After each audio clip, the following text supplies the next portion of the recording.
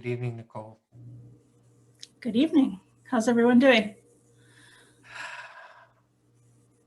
That was a big sigh. So, should I stream this live to Facebook or not? Don't ask me. It's not my account in jeopardy. But you have to have faith sometimes, don't you? Well-calculated faith.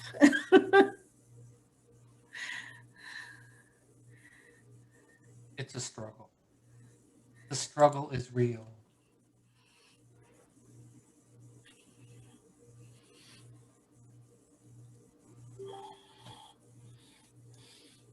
Lara, you're here twice. You're muted.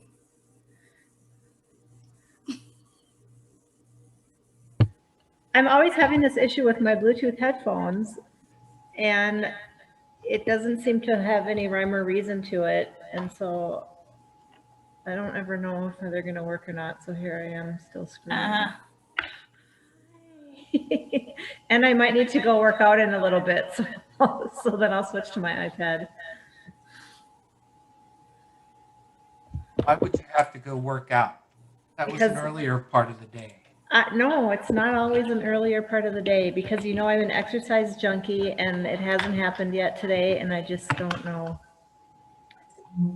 May I recommend meditation instead of a workout? No, I love working out.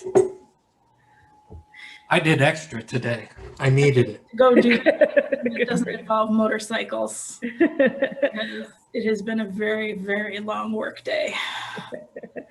Yeah, that I understand. Don, did you run today? I did. How'd that go? It hurt. As running well.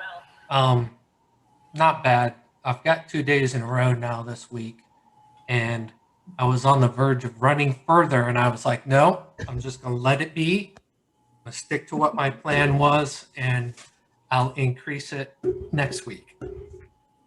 Good for you. What's the goal, Don? Do you have an event that you're training for? No, right now I do not, except my wife signed me up for a mileage goal for the year.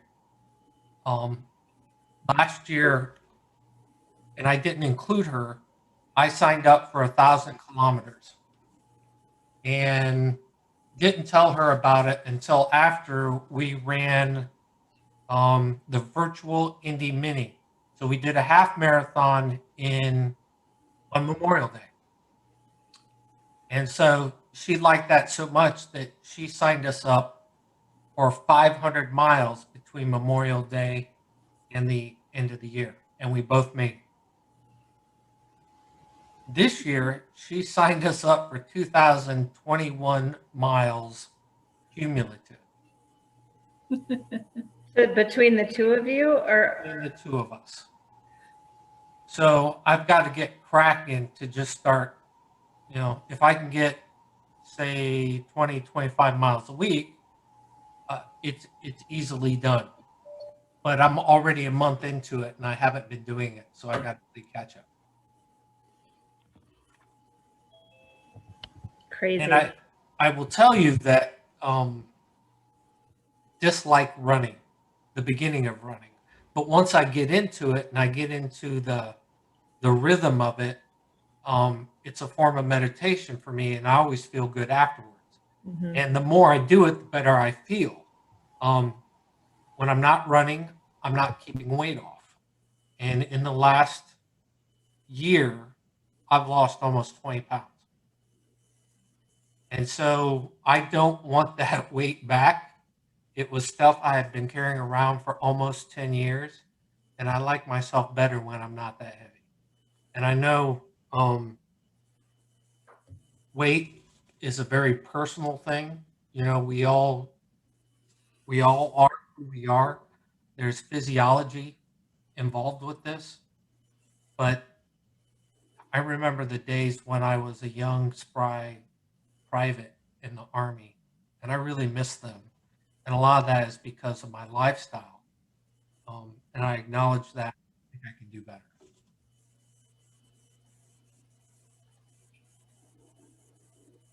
It looks like things are working tonight. I like that. No kickstands. No kickstands. We're going for it. So far. Hey everybody, I'm back. I got the mug shot showing here for you. That beard's Hey. looking good, Dennis. I used to be in the post office at one time, but they took it down. The background now is another story. Hey, Josh, it's good to see you. Long time. Oh, thank you. Good to be here. Where have you been, my friend? Working mucho hours. Mucho? Yeah, about 60 hours a week, maybe. I hope you're making good money for us. Yes. It's not my motorcycle related job, but my other job. You can just box one of those up and send them my way too. I know. Make the Absolutely. winter much better. That's right. I'm ready to get out and start riding myself on my own bike plus teaching classes. It was warm enough here in Massachusetts a couple days ago. I could have actually rode. I have a class this weekend. You can come help. There you go. I think Kelly's closer. Kelly, where's the class at this weekend? Houston area. Well, we had the honor this today of the warmest spot in the continental United States. Well, it got up in the 40s today here in St. Louis, so that's something.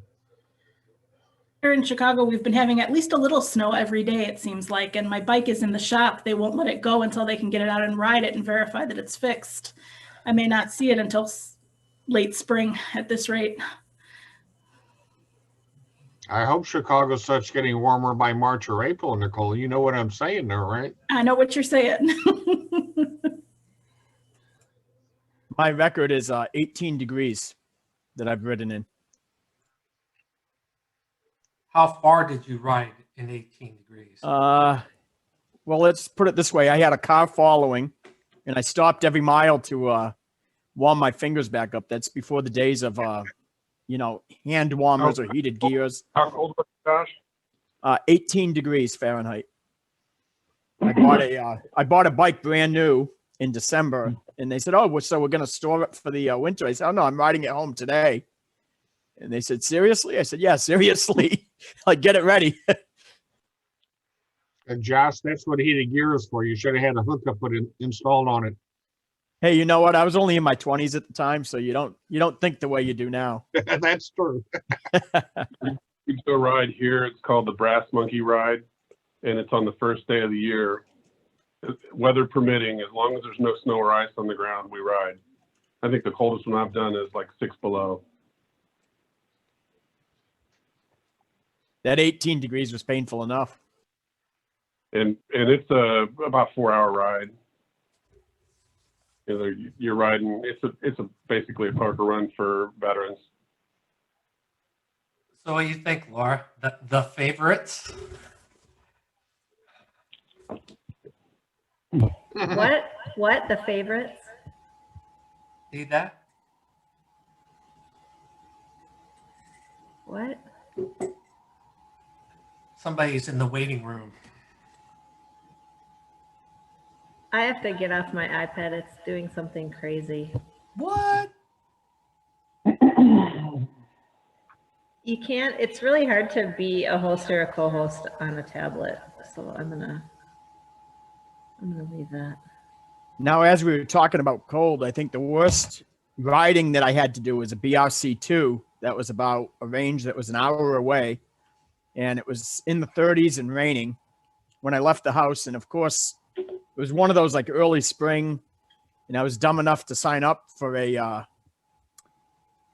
BRC in the morning and then a BRC2 in the afternoon. So I had to leave my house like 5:30 in the morning with the bike in pouring rain, work all day, and then ride home in 37 degrees in pouring rain. Does anybody know who the favorites are? Yeah, what do they say? What doesn't kill you makes you stronger? Not always true. If you guys go to Revzilla, there's a guy in one of their feature articles, Blaine Paulus. And he rode a motorcycle every single day for 16 years.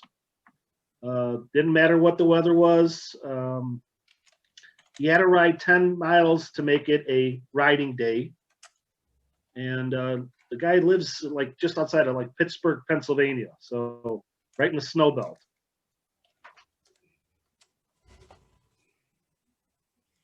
Ah, okay. Welcome, Abe. Good to see you. Thank you.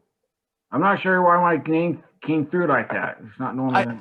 I'm not either, but we had some issues last week. Everybody, this is Abe DiMarco. Say hi. Hello. Welcome.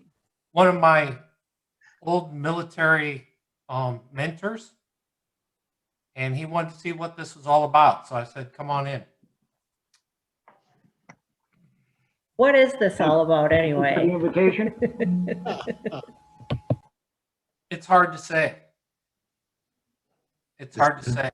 Hey, Mark. Does that really say Potsdam, New York? Yes, it does.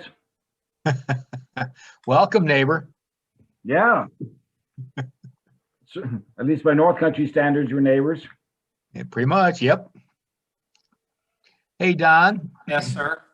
I see that Mark Pawloski from Pennsylvania is here. Yes.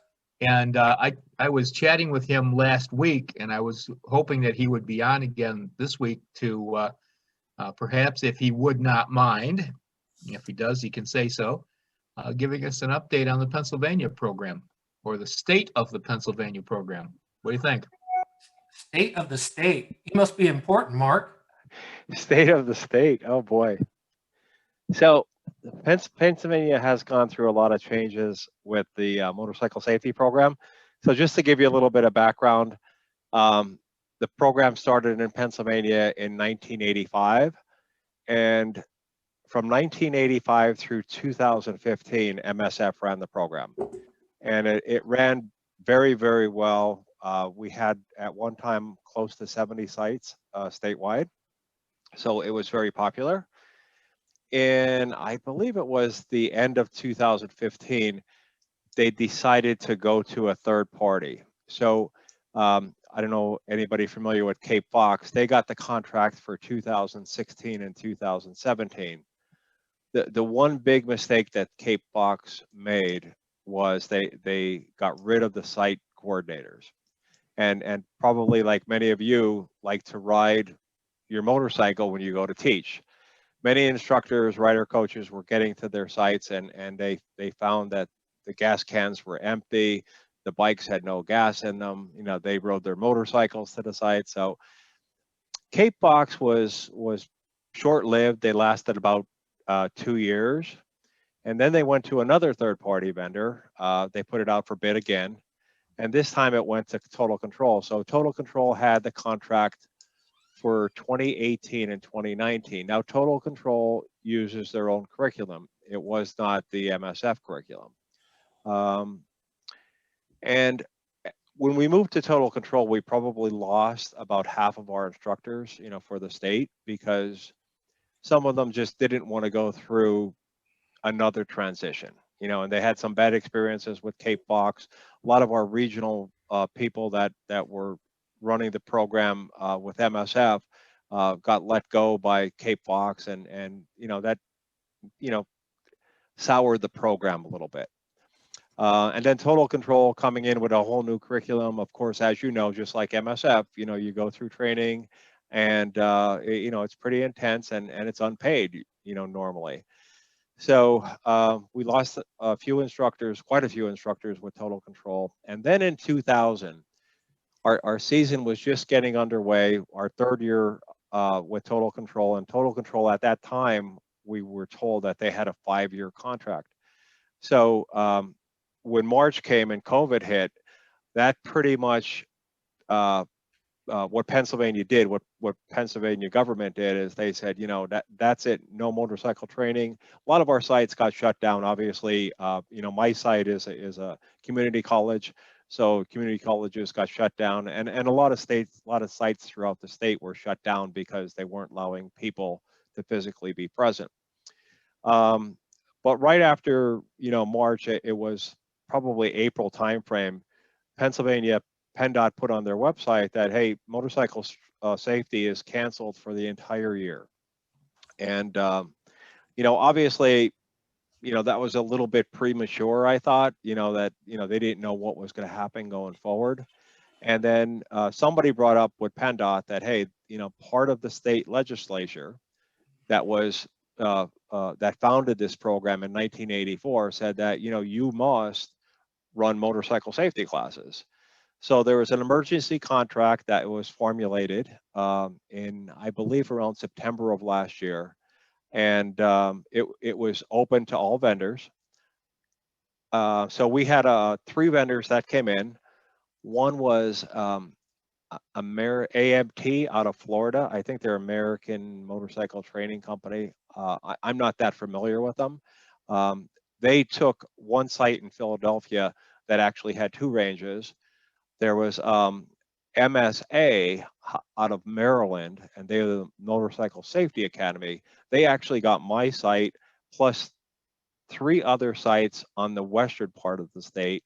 And then Total Control got 22 sites out of the 60. So at that time, the fourth quarter of last year, we ran about 26 of the 60 plus sites that were normally run throughout the state. Again, MSA came in to my site. Fortunately, I still had some MSF certified instructors, so we were able to teach a couple of classes.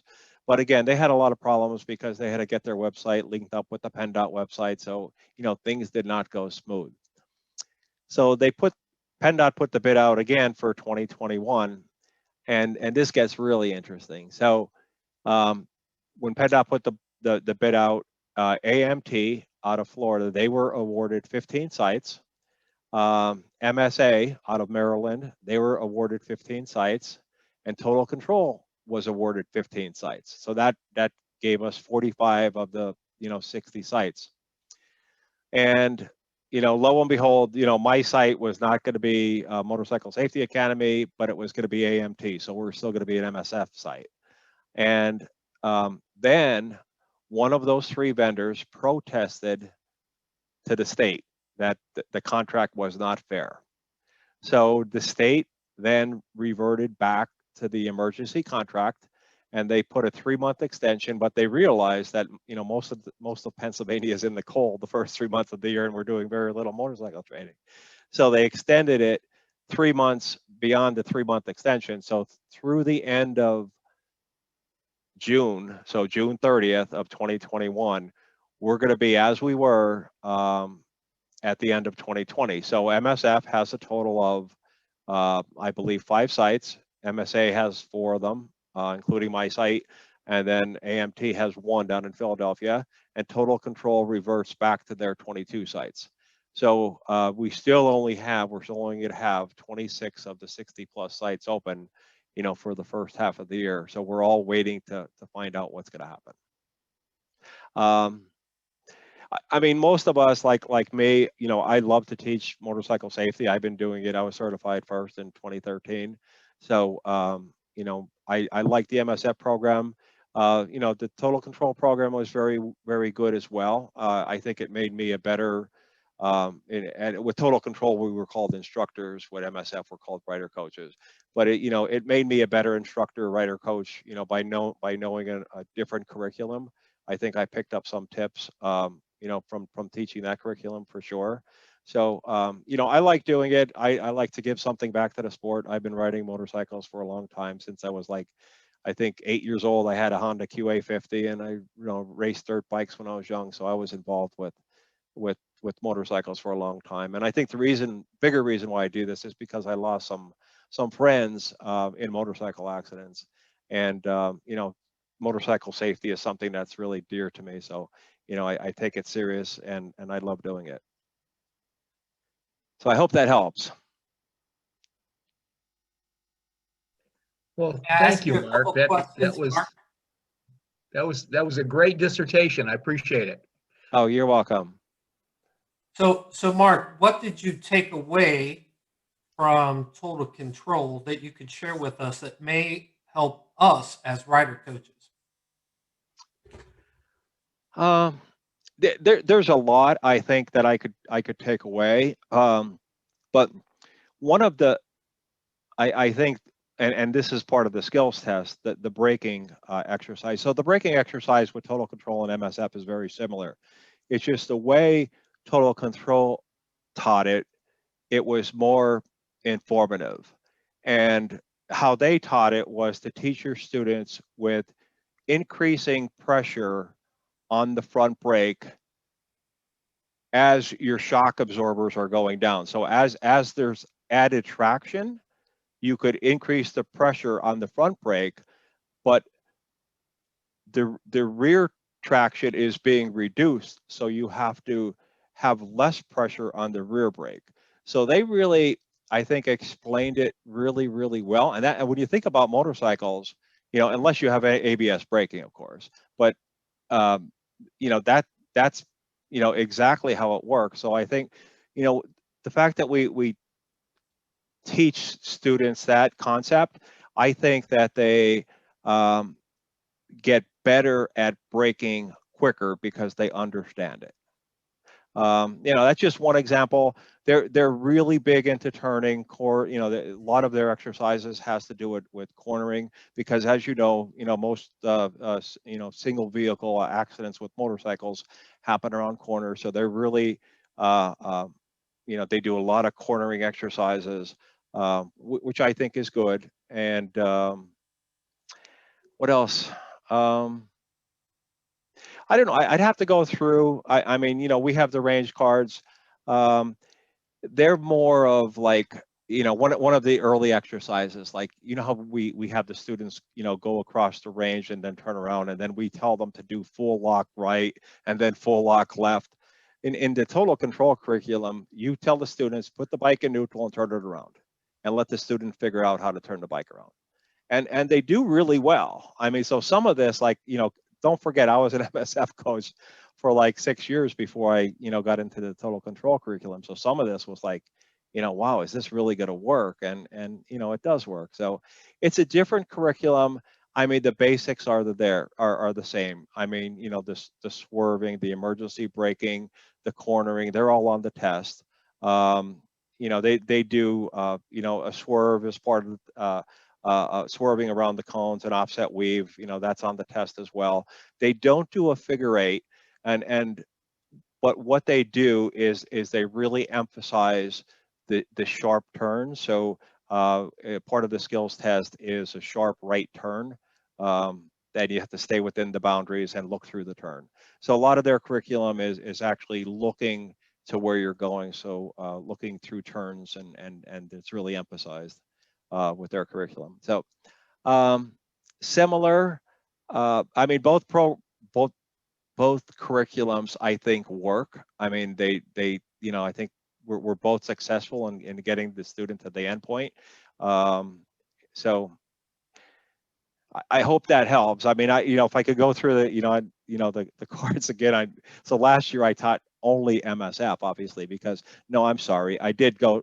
So here's the thing with me. So I live in northeastern Pennsylvania, and a half hour north to me is a Total Control site, and a half hour south to me is a Total Control site. And so I'm in the middle, with an MSF site. So it's kind of, I get an opportunity to, I'm going to stay certified in both curriculums, because we never know what's going to happen in the state.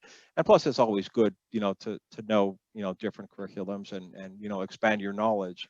I mean, that's really what, the PDW is meant to do as well, right? I mean, expand your knowledge in writing. So, knowing another curriculum, if you had the opportunity, it doesn't hurt.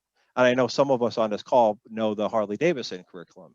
So that's just an example of just, another curriculum that could help you, get, in your teaching. just a couple more questions. I don't mean to like focus only on you, Mark. Oh, that's okay. I'm fine. Are you updated on the new MSF curriculum? Okay, so we have that scheduled actually for March 12th, 13th, and 14th. Okay. I have 9 instructors from my site that are going to get certified. And I was wondering if maybe one of these future calls, I could get my other instructors, invite them to this meeting, and we could get some tips on what it's going to take us to move from, BRC instructors to the BRCU instructors. Because we're waiting for our new, instructor guides and range cards. So we know very little about the updated program. So it's something that we're definitely interested in. And yes, we will be teaching that in 2021 in Pennsylvania. How's next week work for you? Yeah, if you guys are open, I'll invite my 9 instructors that, are all, they're all obviously certified MSF instructors. And they would love to hear because, they know the existing curriculum, but they don't know the updated curriculum. They heard rumors, but, other than that. That's what's interesting, Mark, is some of the things that you were saying that Total Control had, like the weight shifting forward with the braking and the progressive squeezing, the skill test with the tight turn from a stop, the cone weave. That's actually all stuff that's in the BRCU. Oh, okay. Okay. Yeah. This is just a suggestion, but perhaps viewing some of Dr. Ray's VRETS videos might be something of value for your coaches as well. Okay. Good. It's good to know. Good advice. And those are all on the RETS.org library under VRETS. Yep. Yeah, I'm familiar with that. Yep. Okay. Yeah, that'll be great. So I'm going to invite them to this meeting next week, and I hope a lot of them can attend. I think some of them will definitely attend. But when I tell them we're going to talk about the BRCU, that's going to help us greatly. So yeah, looking forward to that. So would anybody like to explain to Mark what Tribe Talk is? If Ron hasn't already. Or to Abraham. This is, I saw him here last week and saw he was from Pennsylvania towards the end of the Tribe Talk. And I said, I messaged him, could you give us an update? So welcome and thank you. Oh, you're welcome.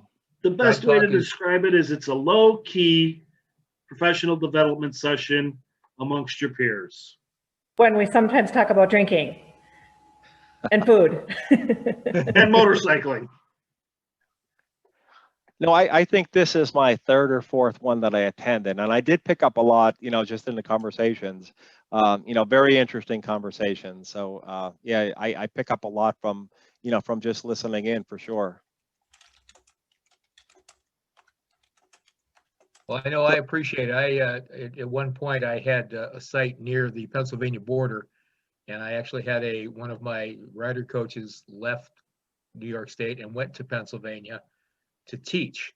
So I still have his contact information. I don't know if he's still teaching or anything, but I thought it was interesting that I've read some of the postings about the PennDOT program and some of the challenges that they've had, and just an interesting discussion about it. Thank you.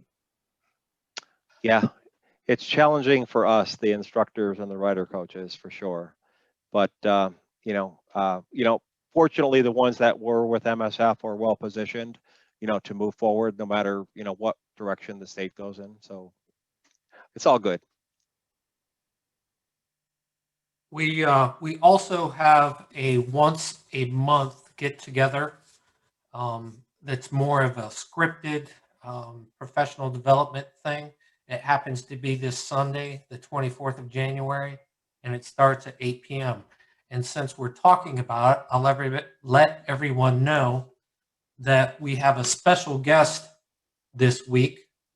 Her name is Hong Zhang, and she works for Snell, and she's going to describe how they test their helmets and what good impact resistance on helmets is. Hence, the gallery of helmets that I'm working with right now, trying to get myself up to snuff to entertain a guest speaker. So probably should have a video out on that within the next day or so. And hopefully people will show up and will listen to what she has to say. And she will be taking questions. Looking at her slides in advance, it may go a little bit long, but then we always go a little bit long. So, I won't sweat it too much. What are your thoughts on helmets?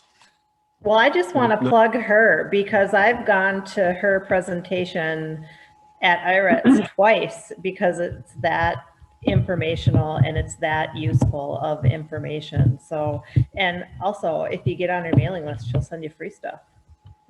Maybe still. I went through one of her presentations at SMSA and also did the Snell tour and went through the labs and saw that, and that was really, really impressive how thoroughly they tested helmets. And so if nothing, it is informational. She is a really, really nice lady. She's been working with me all week to make this happen. And I can't say enough of how pleased I am where people from the industry come in and they're willing to share this kind of stuff with us. It might end up costing you all money if you don't already drink the Snell Kool-Aid is going to be my other little warning. If anybody has ever had a chance to go through the Snell tour, it's really impressive to see the testing. And so with that, I'm always looking for ideas for Tribe Talk.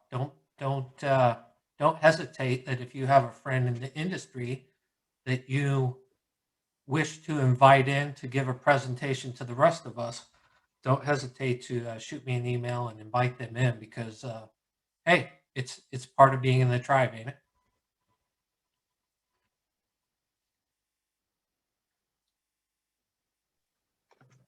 Okay, my next question has to go to, is it Abram? Is that how you say it, sir? Okay.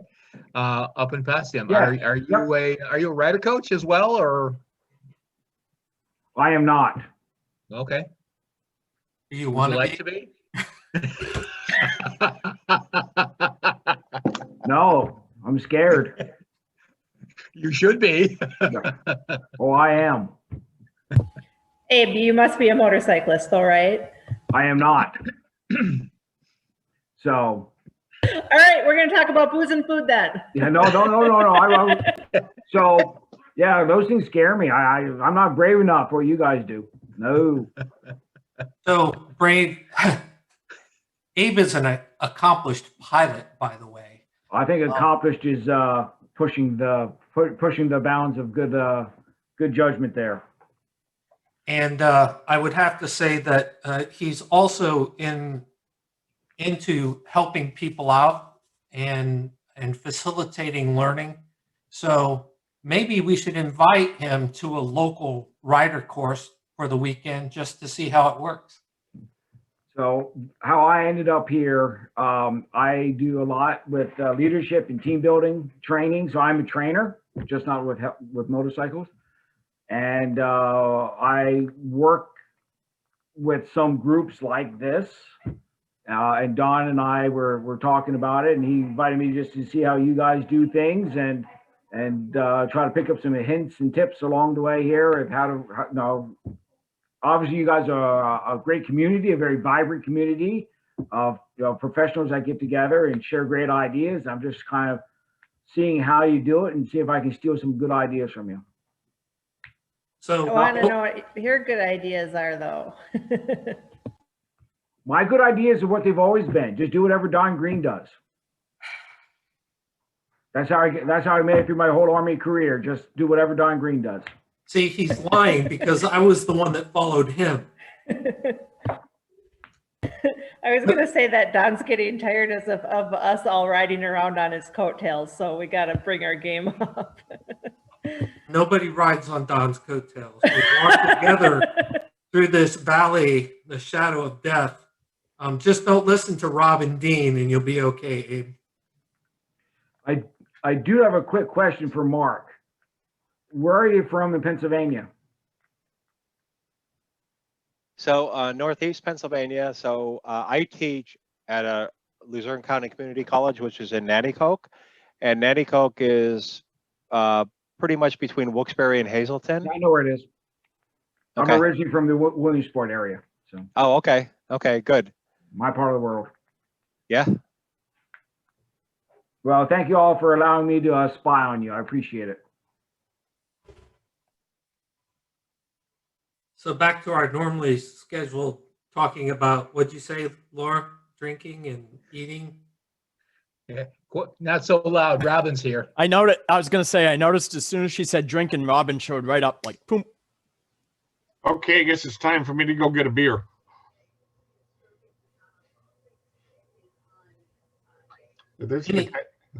Any other topics of discussion tonight besides alcohol? Yes, I have a question for the group or something that I have been thinking about. If you had the ability to change one thing in the rider coaching / rider training universe, what would that be?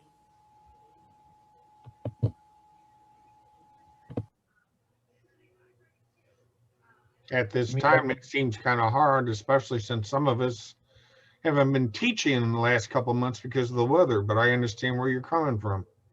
You mean if I was king for a day, Laura? Well, you mean if, for Ron? you, Ron, If? there's going to be some other limitations, but let's hear it, buddy. Wow. My reputation apparently precedes me. Okay. Yeah, I'm spreading that rumor around there, Ron, so, you know.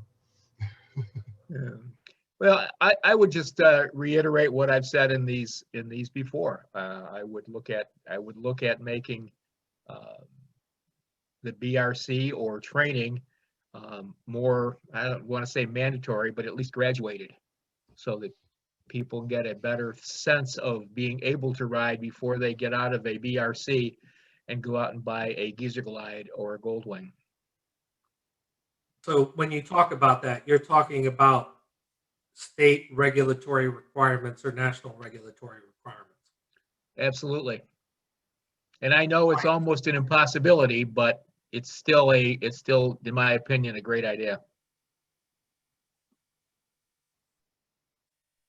I think it would be helpful. This is more on the admin side, but it would be really helpful if the online application and waiver could take the place of a physical paper application and waiver, because it would let the coaches just kind of jump right in and, you know, get to teaching without that paperwork thing. And especially if it looks like, you know, there's a move to do away with the classroom, you know, and have it be, you know, e-courses and then the range, and not having to do that admin paperwork at the range would be a help.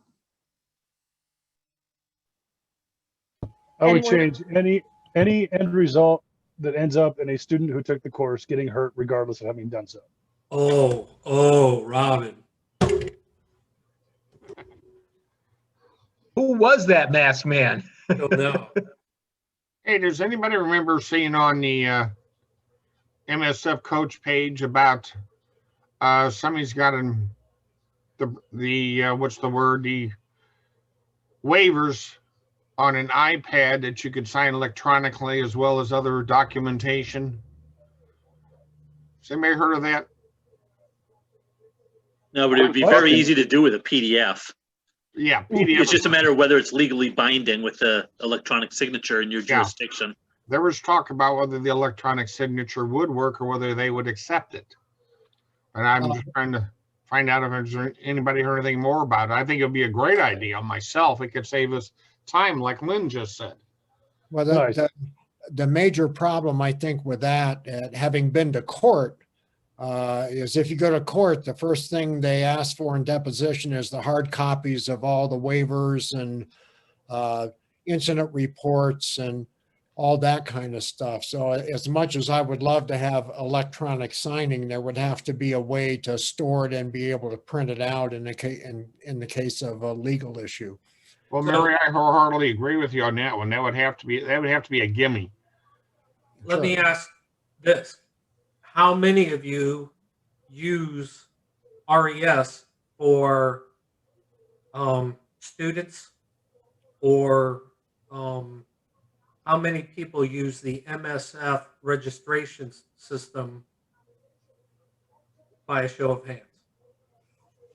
It depends on the program. We use it for the state program, and then Harley has a student management system where you register there, but then we transfer all the Harley registrations to the state site as part of the contract. So when somebody brings up a topic like this, online applications, who's the keeper of the key?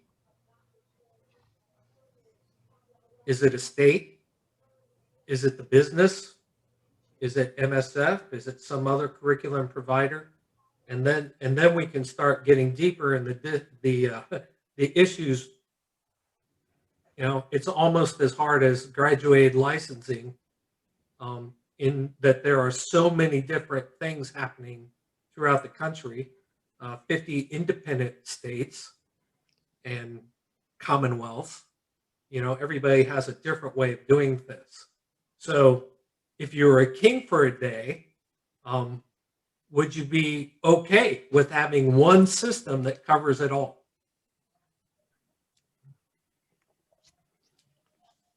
That's not rhetorical. Well, sure, it would be great, but I mean, the problem with Harley Davidson is they're so paranoid about their processes, they won't link anything up to anything externally unless it involves paying for a course. So when I was program managing and site coordinating, I could not link RES and SMS. It was all a mechanical transfer from one site to the other. Looks like Robin was started laughing and falling off his seat on that one. The problem with Harley Davidson. Uh-oh. So talking Harley Davidson, what about all the other manufacturers that participate in this? Yamaha, Ducati, Triumph, Can-Am. You know, what's to get all of the manufacturers together to do something like that? Would that be difficult? Oh, sure. I mean, Harley's unique in that they've decided to invest in their own training program, you know, and the factory will tell you, I'm an NQC person, the factory will tell you it's the best thing since sliced bread. And the dealership, pretty much every dealership I've ever dealt with says, yeah, it's great and it provides us new customers, but as a standalone program within our portfolio, it consistently loses money. So there's a trade-off between losing, you know, it's this juggling system of losing money, but I'm getting new customers and they're buying bikes and buying jackets and doing all the rest of this stuff. So it's pretty complicated. It is complicated. I like both Rick and Josh's and John's comments. If you haven't seen them, I think we should bring back the GN 125. It's the best trade. I think we're bringing some Cessna- nostalgia. I think Smith & Wesson should offer flight training and Cessna should offer gun training. That'd be different, you know? Let's mix it up. I know Smith & Wesson. I used to know them. Yeah, the GN 125 is a great training bike as long as you know which oil plug to drop when you're changing the oil. True that. So more King of the Day questions. What's interesting, I really bemoan the fact that I don't know if you guys have been around long enough, but a number of years ago, the MSF instituted a street program, and they wrote a curriculum for training on the street. And most of the states didn't pick it up because of insurance on one side and because of the cost for the comms to make that all happen and be on the street. But it's the stuff that since I'm in lockdown with COVID, I have a lot of time to do research. And New Zealand, for instance, the only training they do is on the street. They don't do any parking lot stuff. They don't do anything like that. So it seems to me that it would benefit motorcyclists who are seeking training to have that experience on the street. In fact, in England, you don't get a license unless you pass your test riding on the street. So that seems to be a component that I would like to see. And it's going to be interesting because MSF is talking about now making the next level that we're doing in the classroom now with the updated curriculum, going digital with that sometime here. I keep hearing Ray Oakes say soon, but you know how that goes with curriculum. So that could end up being totally e-course stuff. And so we'll have the range and apparently some time for a classroom type environment on the range with this, whoever takes up this new curriculum yet again. I mean, here in New Mexico, we could have sites that are doing the BRC 13 and doing the BRC update and Rider's Edge. It's all pretty much up to whoever the entity is that's presenting stuff. So I like consistency, and I think on-the-road training and making training mandatory across the country. Well, do you guys have a post-training test that they have to take that has nothing to do with the course, or is it all like, or does the state recognize all the different versions of the different curriculums that are? I mean, they're similar. Well, the result is hoping to be similar. Well, in New Mexico, once you get a completion card, you're good to go. It's whatever their curriculum is. Right. So, but in order to get the completion card, like after they take a class, do they still have to take a state-based test? I think Wisconsin, if I remember right, Wisconsin, it's like, yeah, you could take the MSF course, and then after that, you'll still have to take the Wisconsin DMV test. It's a written test. Yeah, no, but once they get the card, they go in and say, look what I have, and the state hands them a endorsement. Okay. And so they recognize the different versions of the curriculum that have developed over time. All they want to see is a Motorcycle Safety Foundation completion card that's signed by a rider coach. Let's get the tattoo. Get the tattoo. So Rider RES does allow online application. It's available to every REER sure to use. And the fact is they just don't do it. The some of the issues with online waiver signing is having it documented, i.e. VeriSign or something like that. It's still costly even in today's e-economy. So some interesting feedback that I just got there. What I like the fact that you brought up the street training, Murray, and it leads me to some questions that I was thinking about today. What is the percentage, and this is an open question to everybody, when it comes to classes other than the BRC, i.e. the BRC2 or the ARC or the Street Riders course, whatever, what percentage of your classes fall into those upper level classes? State of New Mexico, probably less than 5%. If you discount the license waiver class, at the Riding Academy, the hog chapters tend to do BRC2s once a year, something like that. Los Alamos Labs, they'll do a BRC2. The military requires, once you've done the BRC, they require a BRC2, I think, every 3 years now. So there are occasions, but you know, we stopped putting stuff up on the website, and when people would call up and say, hey, I'd love to take a skilled rider course, we'd set a file up and put names in the file until we got a dozen names, and then we call everybody and try to schedule a class. Because if we took a weekend of BRC training and put up 2 BRC2 classes, it's almost a waste of time. You get 4 people come out to take one class. So less than 5%, and that includes license waiver. That I would say that, yeah, license waiver is getting more popular, but what they don't tell people is if you come out here and you don't do this, now you have to go pay and take a BRC. So Okay, what about everybody else? I'll shut up and What are we talking about? Number of classes, BRC, 2s and ARCs, et cetera, versus BRCs? Anything above a BRC or BRCU. I'll try to find 1%. out. I'll try to find out. Like the enrollment ratio? Yeah. Okay, well, Nicole knows, I think like last season, I knew I was going to be busy up in Wisconsin a lot. I was going to try to coach once or twice in Illinois, depending on the need.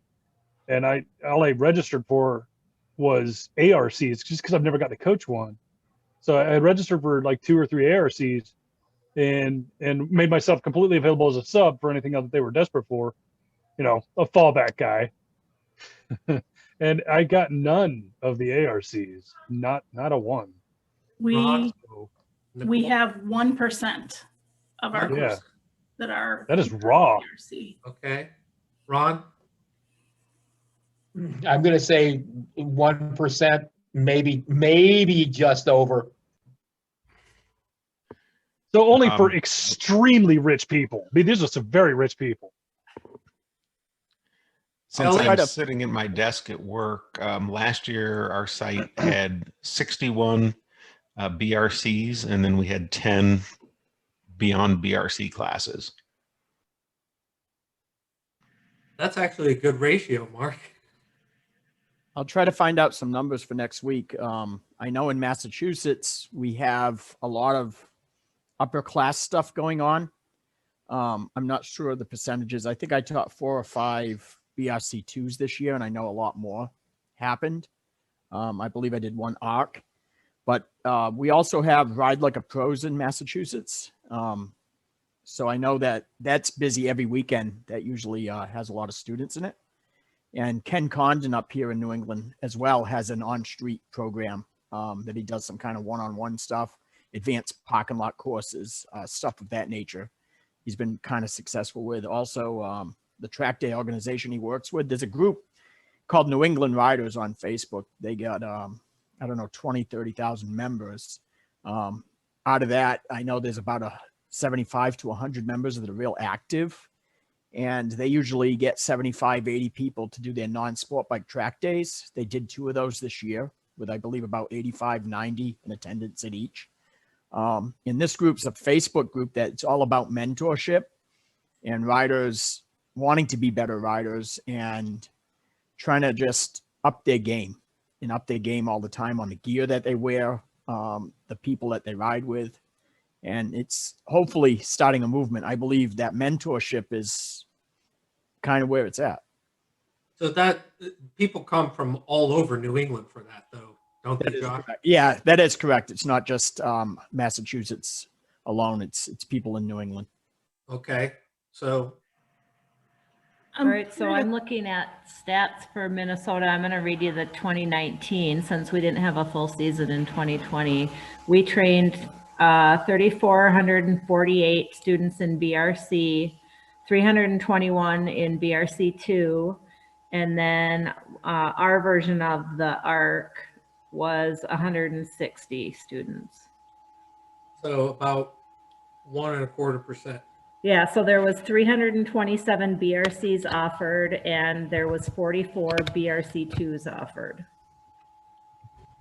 I'm curious, after hearing Mark's ratio, Mark, remind me, in your state, is it a state-sponsored program or private entities offering the program, or how does that work? All private. Okay. I think that's one of the things that keeps us at 1% is that we're state-sponsored and supported, and so they want to see waiver classes in it as what's primarily being offered. Yeah, well, we got creative with the scheduling to try to fit things together. Most of the non-BRC classes happen not during the summer, so we can squeeze them in into afternoons. So they fit around, like a skilled rider course will end up being 2 afternoons instead of 1 day, because we can't practically fill 2 skilled rider courses in a single weekend. But I can break an SRC into 2 parts, and a BRC2 into 2 pieces, and do them, every couple of months, and then we get interest in them, and we don't have to cancel BRCs. Okay. I think the driver, and I'm hearing what Nicole says, and I know in New Mexico, the driver is getting people licensed. We have, that the estimate is fully half the people in New Mexico that ride aren't licensed and have no training.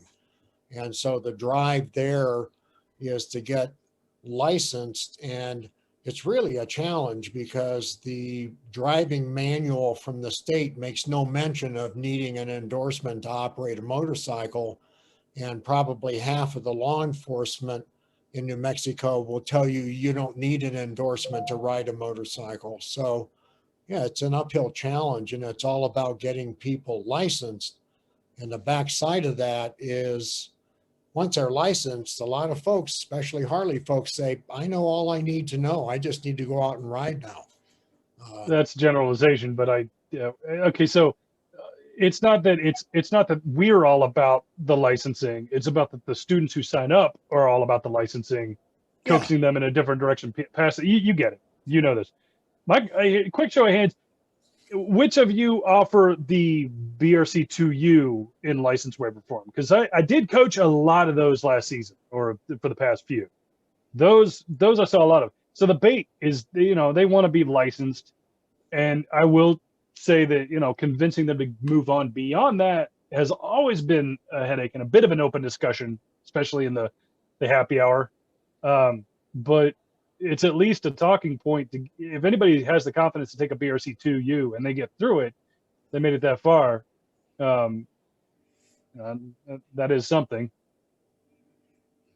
Sean McClellan just left. I like the approach that John up there in Washington State is taking. I'm really curious how that's going to work out with the BRCU for permit purpose, and them coming back for BRC2 for actual license. I know I looked at their website. The state offers some subsidy money for based on how much money they have. They dole it out to students, so they don't take the full hit for the tuition. I wish, maybe he'll come on and he can talk further how they're making out with getting the people back to carry through for the full license.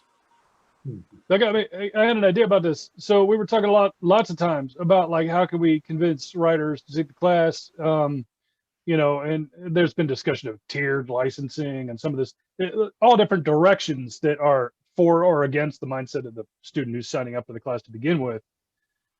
One thing to consider is what insurance companies can get on board with. The higher grade of course you've taken, the bigger the discount they'll award.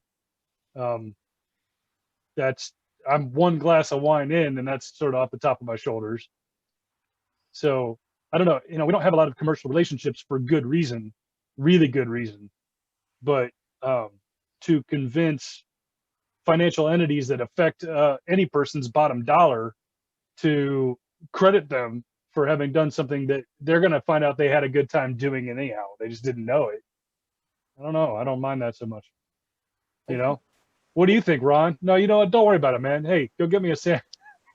Go get me a sandwich. I'm gonna take a guess that most states, you get your driver's permit first, and then come back for a driving test. So wouldn't that logic lead for motorcyclists too? Get your permit first, ride a little bit, and go get your test.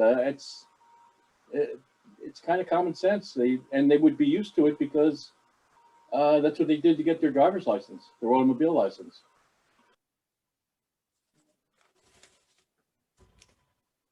Texas, either Kelly or Jason, anybody out there, what's it like in your state? You're muted, brother. The microphone goes in front of the mouth and the earbuds go on the ears. It's the other, you got that like.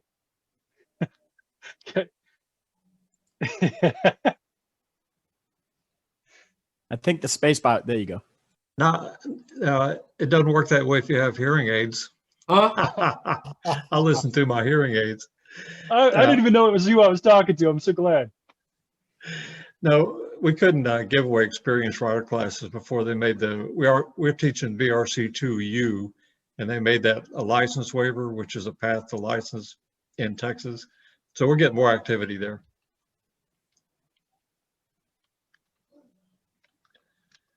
Abram had a good question in the chat. Who wants to field that one? It says, do you have any data that shows that more education equates to fewer accidents? Oh, here we go. Oh boy. There is so much documentation out there. Actually, I just listened to it was another presentation online, and all over. That's not just the United States, but at 6 months, there's almost no difference, and at a year, there's absolutely no difference. And the main difference that came up at 6 months is the people who took training saw and acknowledged more close calls than the people who had not had any training. But as far as affecting the overall number of incidents, there was almost no difference. So yes and no. And what I've learned from the research is that yes, they still have the same amount of accidents at that rate, but the injury is less severe and the deaths are less severe. Sure. Along with that, in places where they have graduated licensing, where people have to go back over a period of time, it has shown a reduction of incidents and accidents for those people who get reinforcement or safety refresher training on a regular basis, at least until I think it was the 6 months to a year to 3 years. So within the first 4 years, if they have, say, 3 courses, and what they learn in these courses are reinforced, the accident and injury rate goes down significantly. Well, sure. Yeah, no, I don't doubt what you're saying, but look at the hurt report. And the hurt report back in the day said most of the deaths are caused by path of travel violations from drivers turning left in front of motorcyclists and motorcyclists running off the road out in the country. Which is no longer true. The latest report, which is what I read, is that the person riding the motorcycle had the last chance to do something about the issue, and it was more mistakes that riders were making as opposed to drivers consciously or unconsciously violating path of travel. That is a true statement. Up to 65% of the accidents are directly a result of the motorcyclist's behavior. Hey, that's cool, Mark. Hey, can you do me a favor, man? There's a mute button somewhere in that noise, and if you tap it, we won't hear you flushing your phone down the toilet or whatever you're doing, dude. It's like, are you just like holding it up to a chalkboard and then running like a tiger's nails against that noise? Oh, stop. Help us out. I know I'm vicious. Well, that's keeping me awake, so that's okay. Yeah, the other thing that's changed, I mean, I started riding in the 60s, and there was almost no traffic. It was just get out and have a great time. Versus today, it's a whole different environment out there. So, and I think the training really needs to take that into consideration. Is, you know, how do we get people to think about surviving? You know, well, we move away from our concentration on motor skill development just like the research says. Not make it any less, but we increase our focus on behavior. That was my king for a day thing that I was thinking. What was it? More about behavior. Absolutely not true. not giving riders any false sense of security. You know, not like, congratulations, you're great, go. You know, which I've cringed and heard people do. You know, but it's really about, I think, self-assessment, behavioral training, situational awareness. So I actually call it strategic awareness. It's no longer situational awareness, it's strategic awareness. Well, then what's your version of positive reinforcement, Josh? Getting people to buy into self-assessment or mentorship, thinking about actions.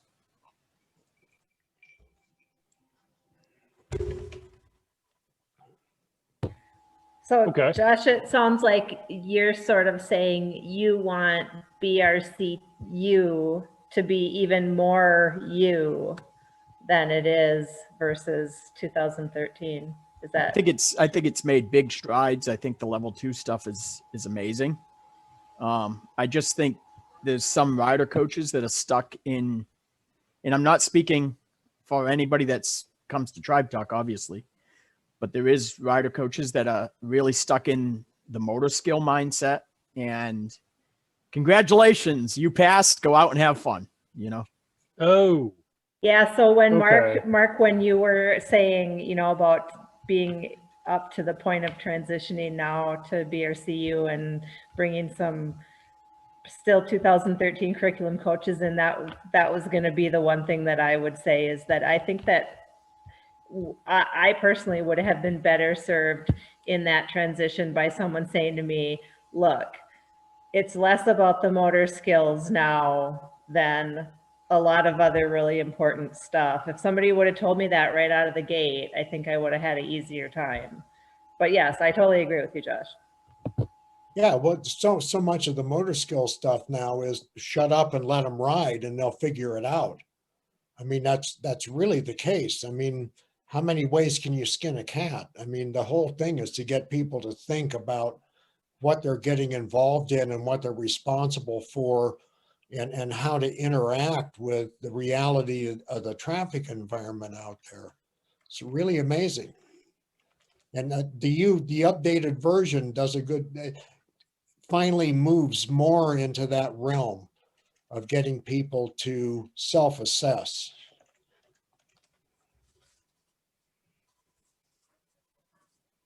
So, great comment, Abe, because that's exactly what was going through my mind. We are there where you pass a course, you actually do have just the license to learn. So to how many people out there work with the military? So, okay, Ron, the military has a pretty decent Department of Defense program right now where within a year they have to come back and take a higher level course. And that higher level course is based upon what kind of motorcycle they ride, whether it's a BRC2 or the military version of the ARC. And so when they come back within a year, they basically get that safety renewal. And then within 5 years, used to be 3, and I thought that was more right fit, but they've changed it to 5. Within 5 years, they got to come back and get another refresher to ride again. And though nobody can show me the statistics from watching the military accident reports, at least for the 5 years that I was tracking them, the rates for crash went down significantly. Well, and they had more people riding motorcycles. Apologies for the interjection. Jason Airheim is waiting at the door. Is that owner? Um, If he changed his name, I'd let him in quicker. Change. Robin, if you vouch for him and we get kickstands, it's going to be bad. It's all on Robin. Well, That was the other thing with the military, which is the backside of that, at least here in New Mexico, is that if you're riding, and they don't care whether you're on duty or off duty, if you're riding without current training certification, and if you're riding without proper personal protection, and you have an event in your riding, they will not cover your medical costs in any way. The medical costs go on you. So there's a real motivation there on the military side to get training, to wear gear, to, you know, be conscious riders. And I don't know how you translate that to the civilian population, if you even can. One thing I've realized with state of Missouri, when they repealed the helmet law last year, they stated, if I remember correctly, that you have to be over 26 years of age, I believe, to elect not to wear a helmet. Plus, you have to have medical insurance in case you do have an accident, which I think, under the circumstances, since they repealed it, it's better than nothing. So to kind of maybe wrap up this line of discussion, some of you are business owners. You operate and provide these services to other people. Others of us are just rider coaches and we work for other people. But if you were looking at this from a business perspective, where your major income was BRC, BRC2 license waiver, maybe three-wheel BRC, would you concentrate your efforts there, or would you expand them to a larger offering?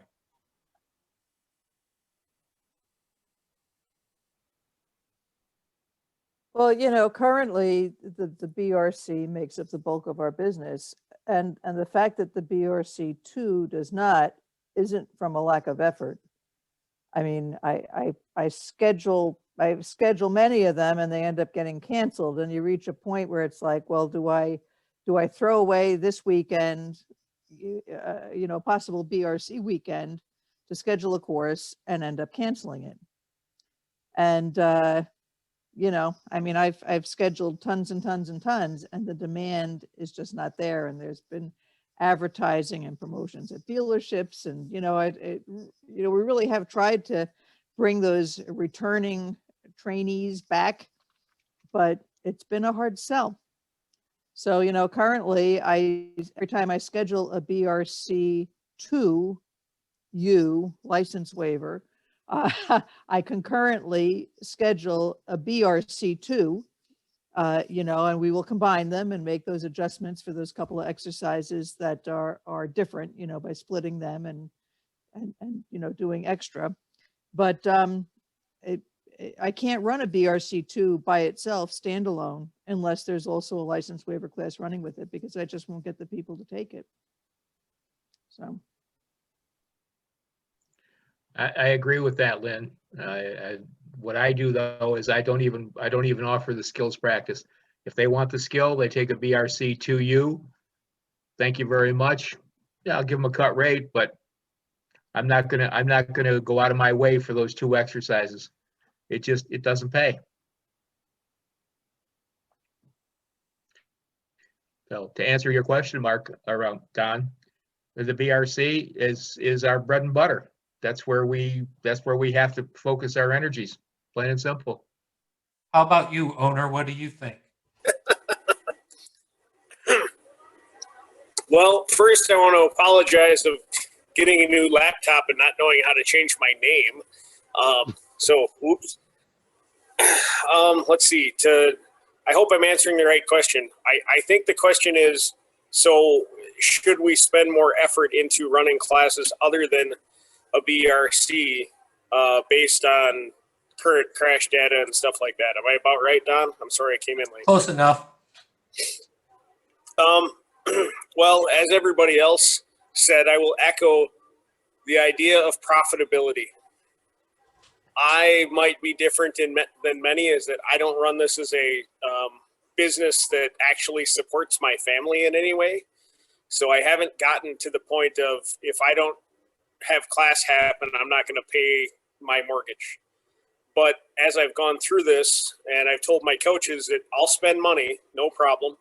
I told students I'll be okay with this, but I will not pay out of my own pocket to get people a motorcycle license or to offer other classes.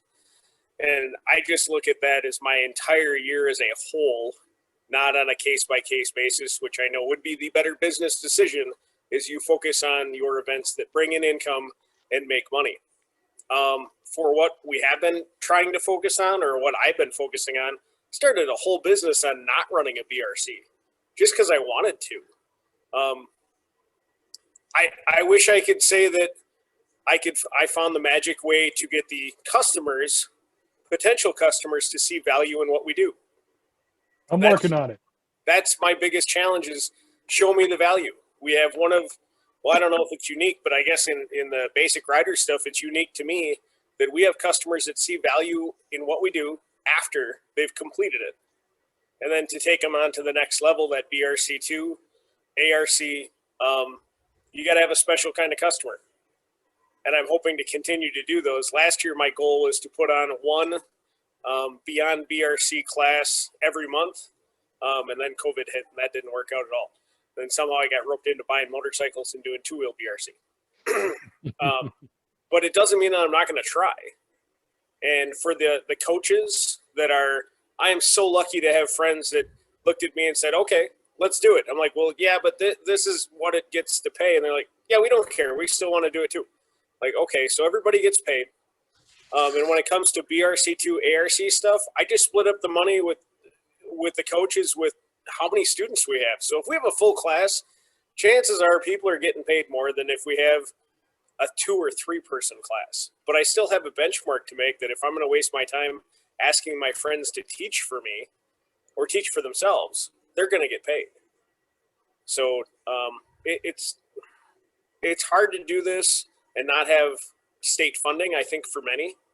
And I just happen to be lucky enough that my wife puts up with my crap. And if I finish in black numbers at the year, she goes, okay, what good did that do? I'm like, well, it made me feel good. I tried something, and it's okay. And I have coaches that want to try this as well. And some of them just want to put on other classes to say they've continued their learning and their education as well.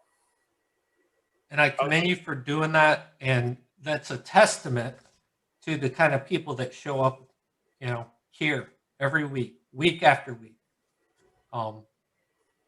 Indeed.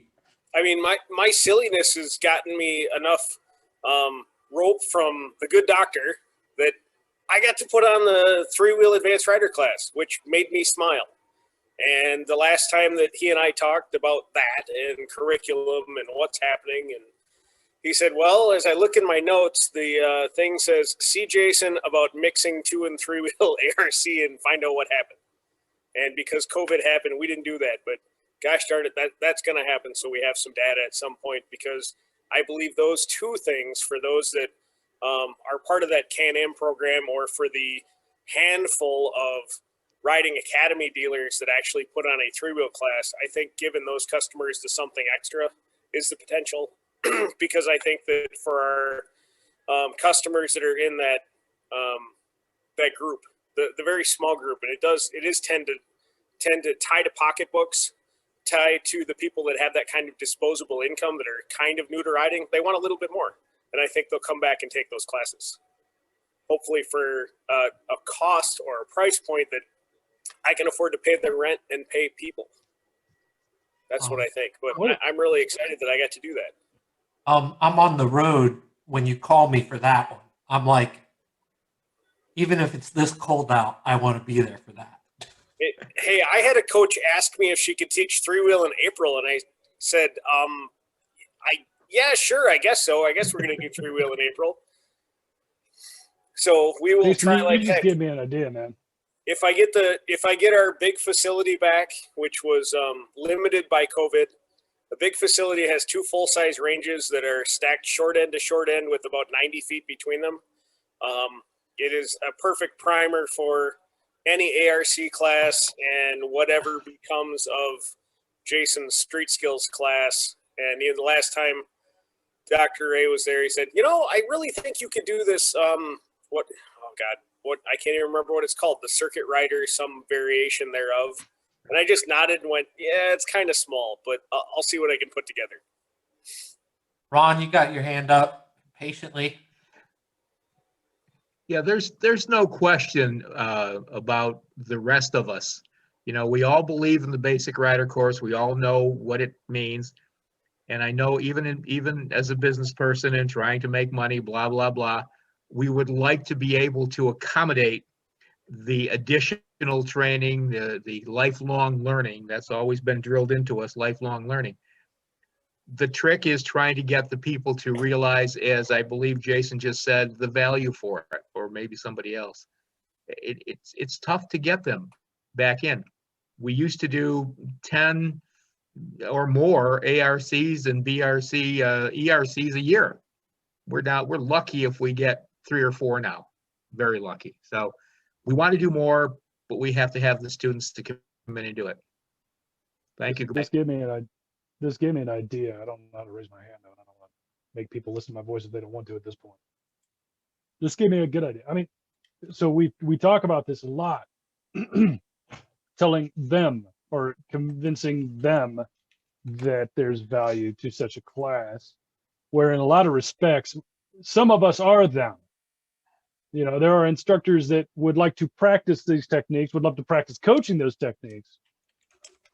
And I don't know how viable it is financially for any business to even look at this concept, but if we're able to just sustain a class, to get people to take it, whether it is so that they can advance their skills or practice skills they already have, whatever it is. I mean, the whole block of coaches love the ARC. They would totally be in on it. And there's got to be some bleed room where we can say, well, what if we bring our own demographic into it and use our own interest in the thing itself to attract interest from outside our scope of understanding? There's no harm in that, I don't think. So Robin, did you just say that all coaches would totally be into the ARC? I'm not going to say all. I'm just going to say that it seems like I know a lot of coaches that would enjoy repeatedly having the opportunity to practice such techniques, even if they've done them to death, just because there's something to do and there's something beyond the BRC. And if the students were to hear that, oh, this is what the coaches do, I don't know. Is any idea that's going to support that moving forward in any direction a bad one? Other than we need to find the wording that tells a student they need to want this. Because we all know how that goes.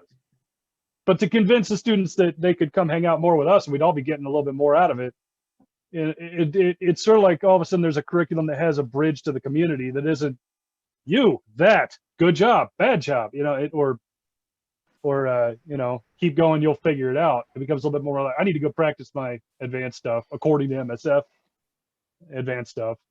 Unfortunately, Robin, I don't think that's a realistic thing though. Because at least in my experience, the vast majority of students are only there to get their license. They could care less about anything beyond, I don't want to deal with the DMV. I want the waiver card that you can give me. So there's no incentive for them. You have to find a way to create incentive for them to come back for anything beyond that. And the only way I see to do that would be with a graduated license. The only way you can move from a 250 to a 600 is to come back and take another class. The motivation isn't there on their own for the vast majority of students, which is proved by the fact that, you know, what Ron just said about the number of ARC classes that he does every year. Well, then I guess it's not going to happen. I don't think it can. I'd like to add the difficulty of getting a coach to take the ARC without there are a few exceptions like what Sarah just said, taking it 5 times. Yeah, that's what I was getting at. Like, we can't even get coaches to take the BRC2, much less have any interest in anything else. So, I mean, I wish what you're saying was true. But this is where that culture starts, is groups like this that can have that discussion and say, you know, as a matter of fact, we need to do better ourselves before we can even expect the students to do what we would like to see them to do. Abe, you got your hand up. I'm sorry you've been patient. Yeah, you know how patient I normally am. So the first of all, I for those of you that were on earlier, you know, I do leadership training, and what you're saying, you know, is not unique to motorcycles. Leadership training, I have found, is something that everybody else needs. You know, I don't need it, but everybody I know does. So I think what you're talking about is a common occurrence. And my question to you then, you keep coming back to this idea of value. What else as a business could you package with the class? Like, you know, if you take this class, you're then eligible to go on this trip with us. You know, it's a package deal. Take the class, and then we all go on a big trip or something along those lines. You have to show that there's some type of value beyond the class, because most people are not lifelong learners. That's not what they want to do. I seen Robin's eyes perk up there. No. No. Yeah, no. No, I like what he said. I agree with that. I just happen to have a website that runs commercial tours, but they're for a different demographic. So I imagined myself with some new BRC graduates on one of what we do, and there was a little bit of pee. I'm sorry. But think about what he said. If you preface it is pretty this, cool. If you preface this with, okay, you just finished the BRC, you have a license to learn. You should come back to the BRC 2. And when you're finished with that, do the ARC, and then you'll be ready to take one of my trips. But I like where your head's at. I mean, Well, that's pretty good. It's the sell, man. Yeah, no, it totally is. I get it. I'm just doing it for spite. It But did trigger a couple things with me. One of them was, okay, so Jason, in your case, with the street skill stuff, we are in the low point now. Oh my God, get it on the website. Let's just get it on the website. A street skills event or two. There are people that I actually know that want to do that. You're not listening right now. I'm wearing no pants. Is anybody listening right now? So, but everything from before, what I was trying to say was like inspiring coaches to take an ARC. I don't know how I really feel about that, other than I do know that my own friends that I hang out with and ride who happen to be coaches, they'll do it. They'll come hang out. If we were just like, hey, we're going to go over to one of the open lots, grab the cones, bust it out, practice coach, and do some ARC stuff, goof around, just because why not? You know, they'll be there. And not everybody has that. So I'm thinking of specific names, and that doesn't help anybody who doesn't have that kind of name on the list. So I get it. But Don's right. Trying to spitball ideas is not the worst thing in the world. Well, look at it from the comment that Belinda had a couple weeks ago, where she was talking about she went out riding with some of her students. Refresh our memory, Belinda. Yeah. So one of the things I've, each year you learn more and more about this coaching thing. You're coachable, right? You keep learning. If you coach more than those 2 classes, right, Mike? You gotta be able to coach most. Anyways, so I kind of asked a loaded question a few months ago, and Ron was like, "No," and then I was like, maybe I shouldn't tell him I'm about to do this then. But yeah, so what I did was, because I contact my students and personally, and I have the Rams, or at the time the state people, send me the information. I already have my students' emails that I have a collection of in my phone. They also have P-Town students, Harder Dixie students, anything like that. I sent out an email and I said, hey guys, who all's riding? We're going to eat lunch. We're going to get barbecue in Greensboro and eat pie. Who wants to go? And I just sent a big email to the students that were from that dealership, and all my students that I have had for that past year and a half. And I said, this is where we're meeting. We're meeting at so-and-so at so-and-so time. Let me know if you're coming. And I ended up with I think, what was it? 7 of my students ended up with 10 riders, 10 extra riders, and not including me and my husband. But 7 of them were my students, and they were all riding. And so once again, if you think about numbers, out of all the students that took my class that I had the honor of coaching, only, maybe 10% of them are riding right now, but which is pretty common. Anyways, so yeah, it was amazing. It was so much fun, and it literally was just that. And so now I say, hey guys, I hope I get to see you guys come the spring or come the fall, and it's just about putting that out there. So, but yes, ride to get Boudin. Yes, that sounds good. Actually, I'll make some, Mike. I'll just send you guys some. I'm making some tomorrow. But yes, so just put it out there, follow up your students, see who's riding, and then take them for a ride. Or no, don't even take them for a ride. They're not riding with you as a rider coach. They're riding with you as a fellow rider.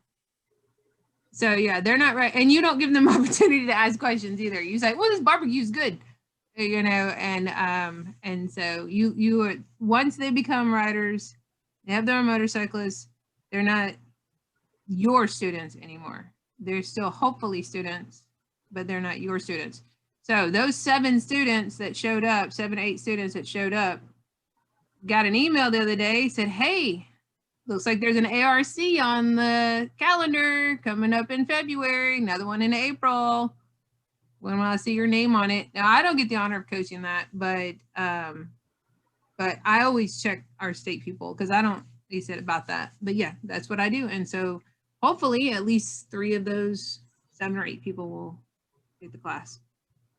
So think about us, if we start building those kind of connections in the community with other riders, and how, just like we have gone from a couple people here to, well, tonight we got 27 just hanging out, it builds that community. And we, unlike, grade school teachers or high school teachers, we can actually have relationships with our students and know what we can say and what we should not say.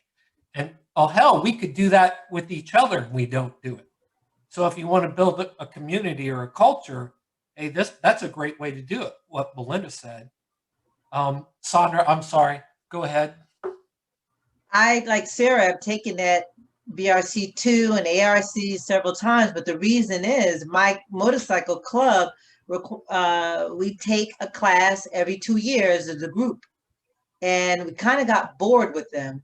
I took bike bonding this last year, and that was challenging. I enjoyed that. But I always wondered why the schools didn't reach out to the clubs and offer a 10% discount for them to bring the whole club. It's like written into our bylaws that we do this, but I mean, why not reach out to the clubs and say, Ron does it, and say, hey, come down. I will give your entire club 10% off to take this class. And we actually subsidize it as a club.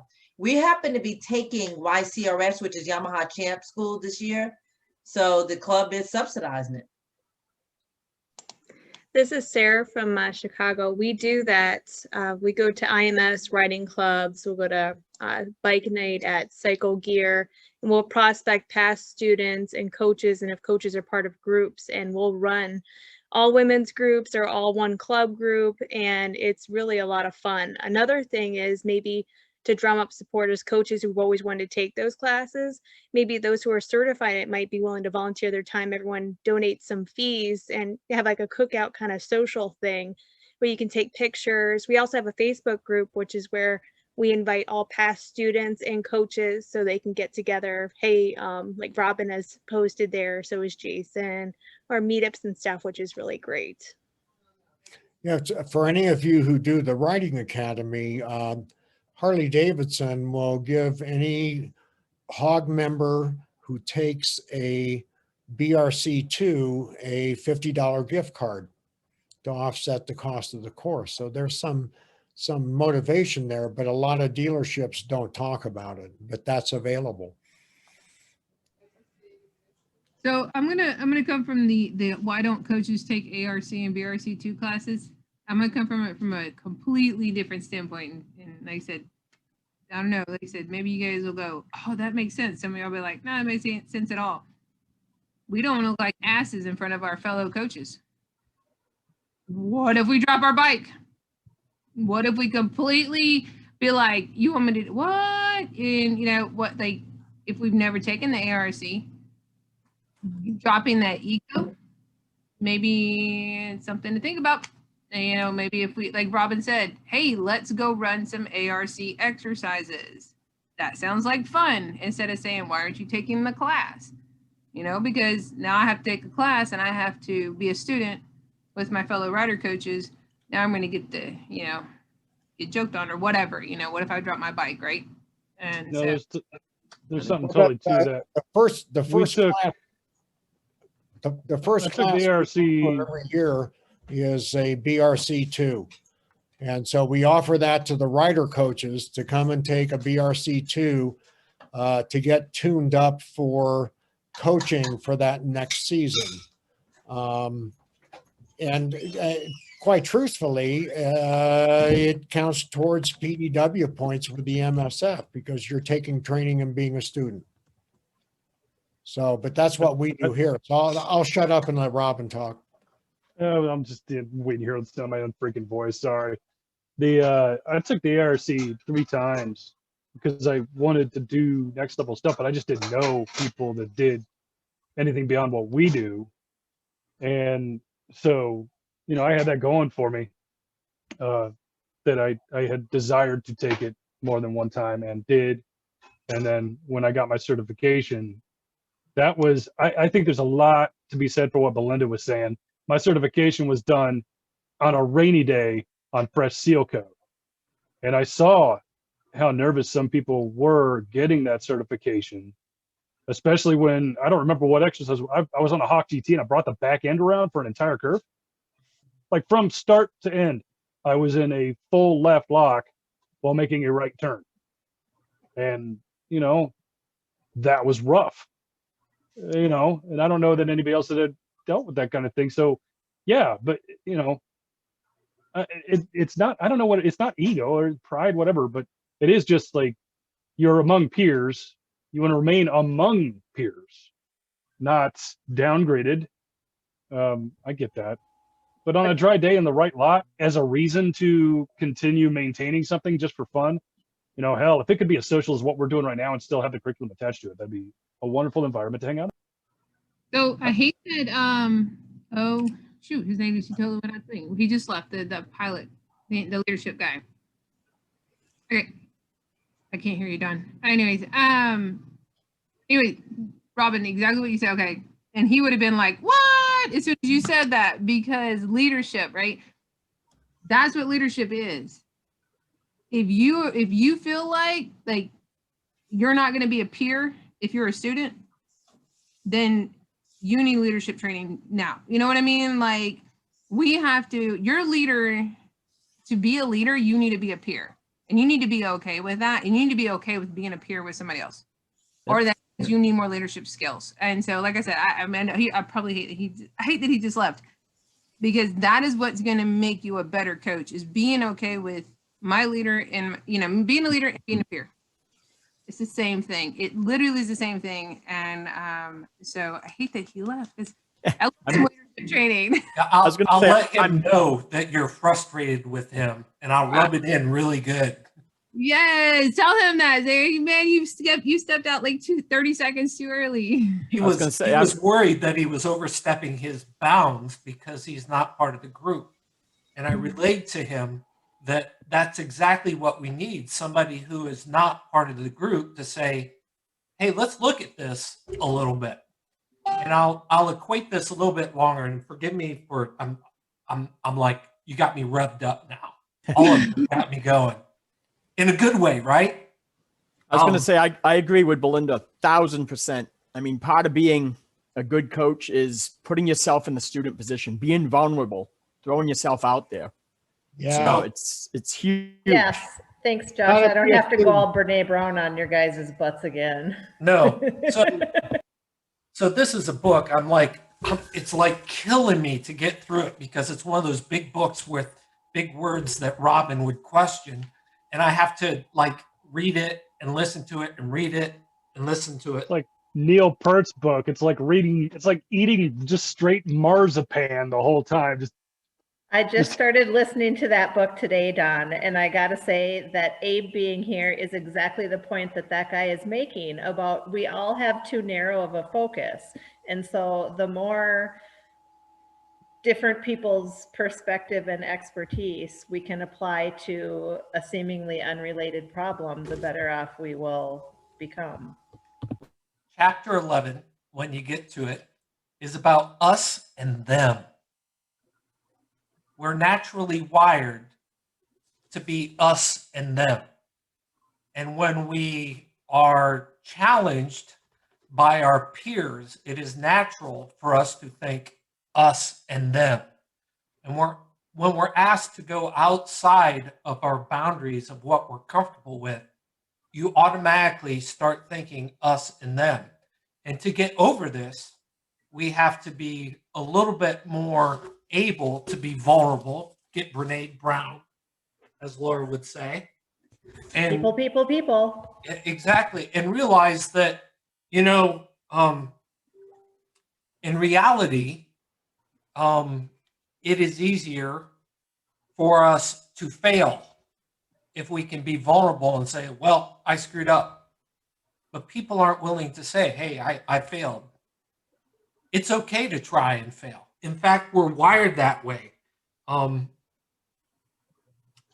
Unless you try something again and again, you'll never know what you're capable of. And if we don't have difficult, complex goals to improve ourselves where we will fail, then we're already failing for not trying.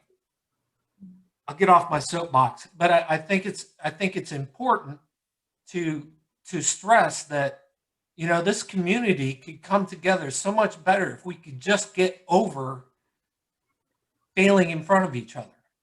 And I'll be the first to admit it. I suck. I suck a lot. But I learned that when I suck, I'm learning. And then as I suck, the suck gets less and I get better at it. And everything works out in the end.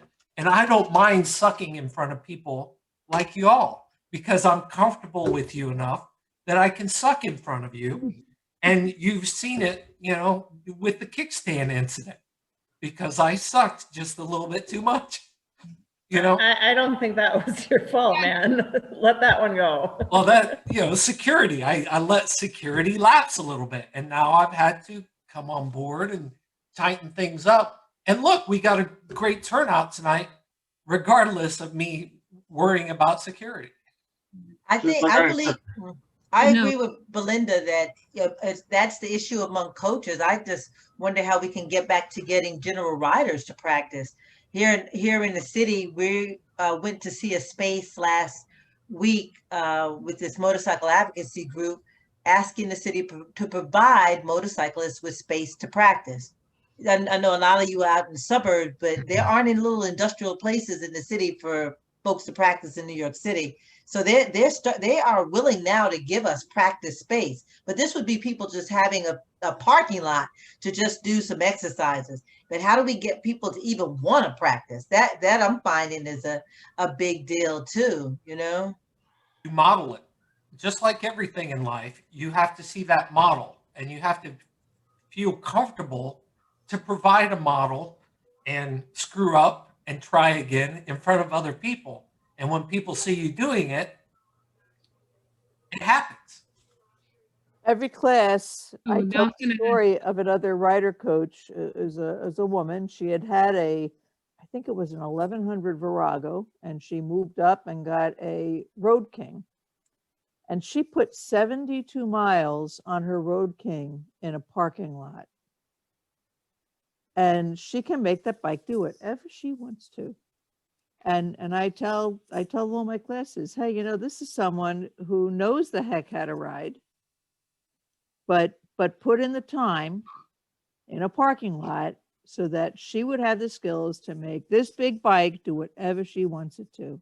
And every time she would ride into work, anyone who was there, we would just stop what we were doing and just say, wait a minute, here comes Stacy. Let's just watch her ride in.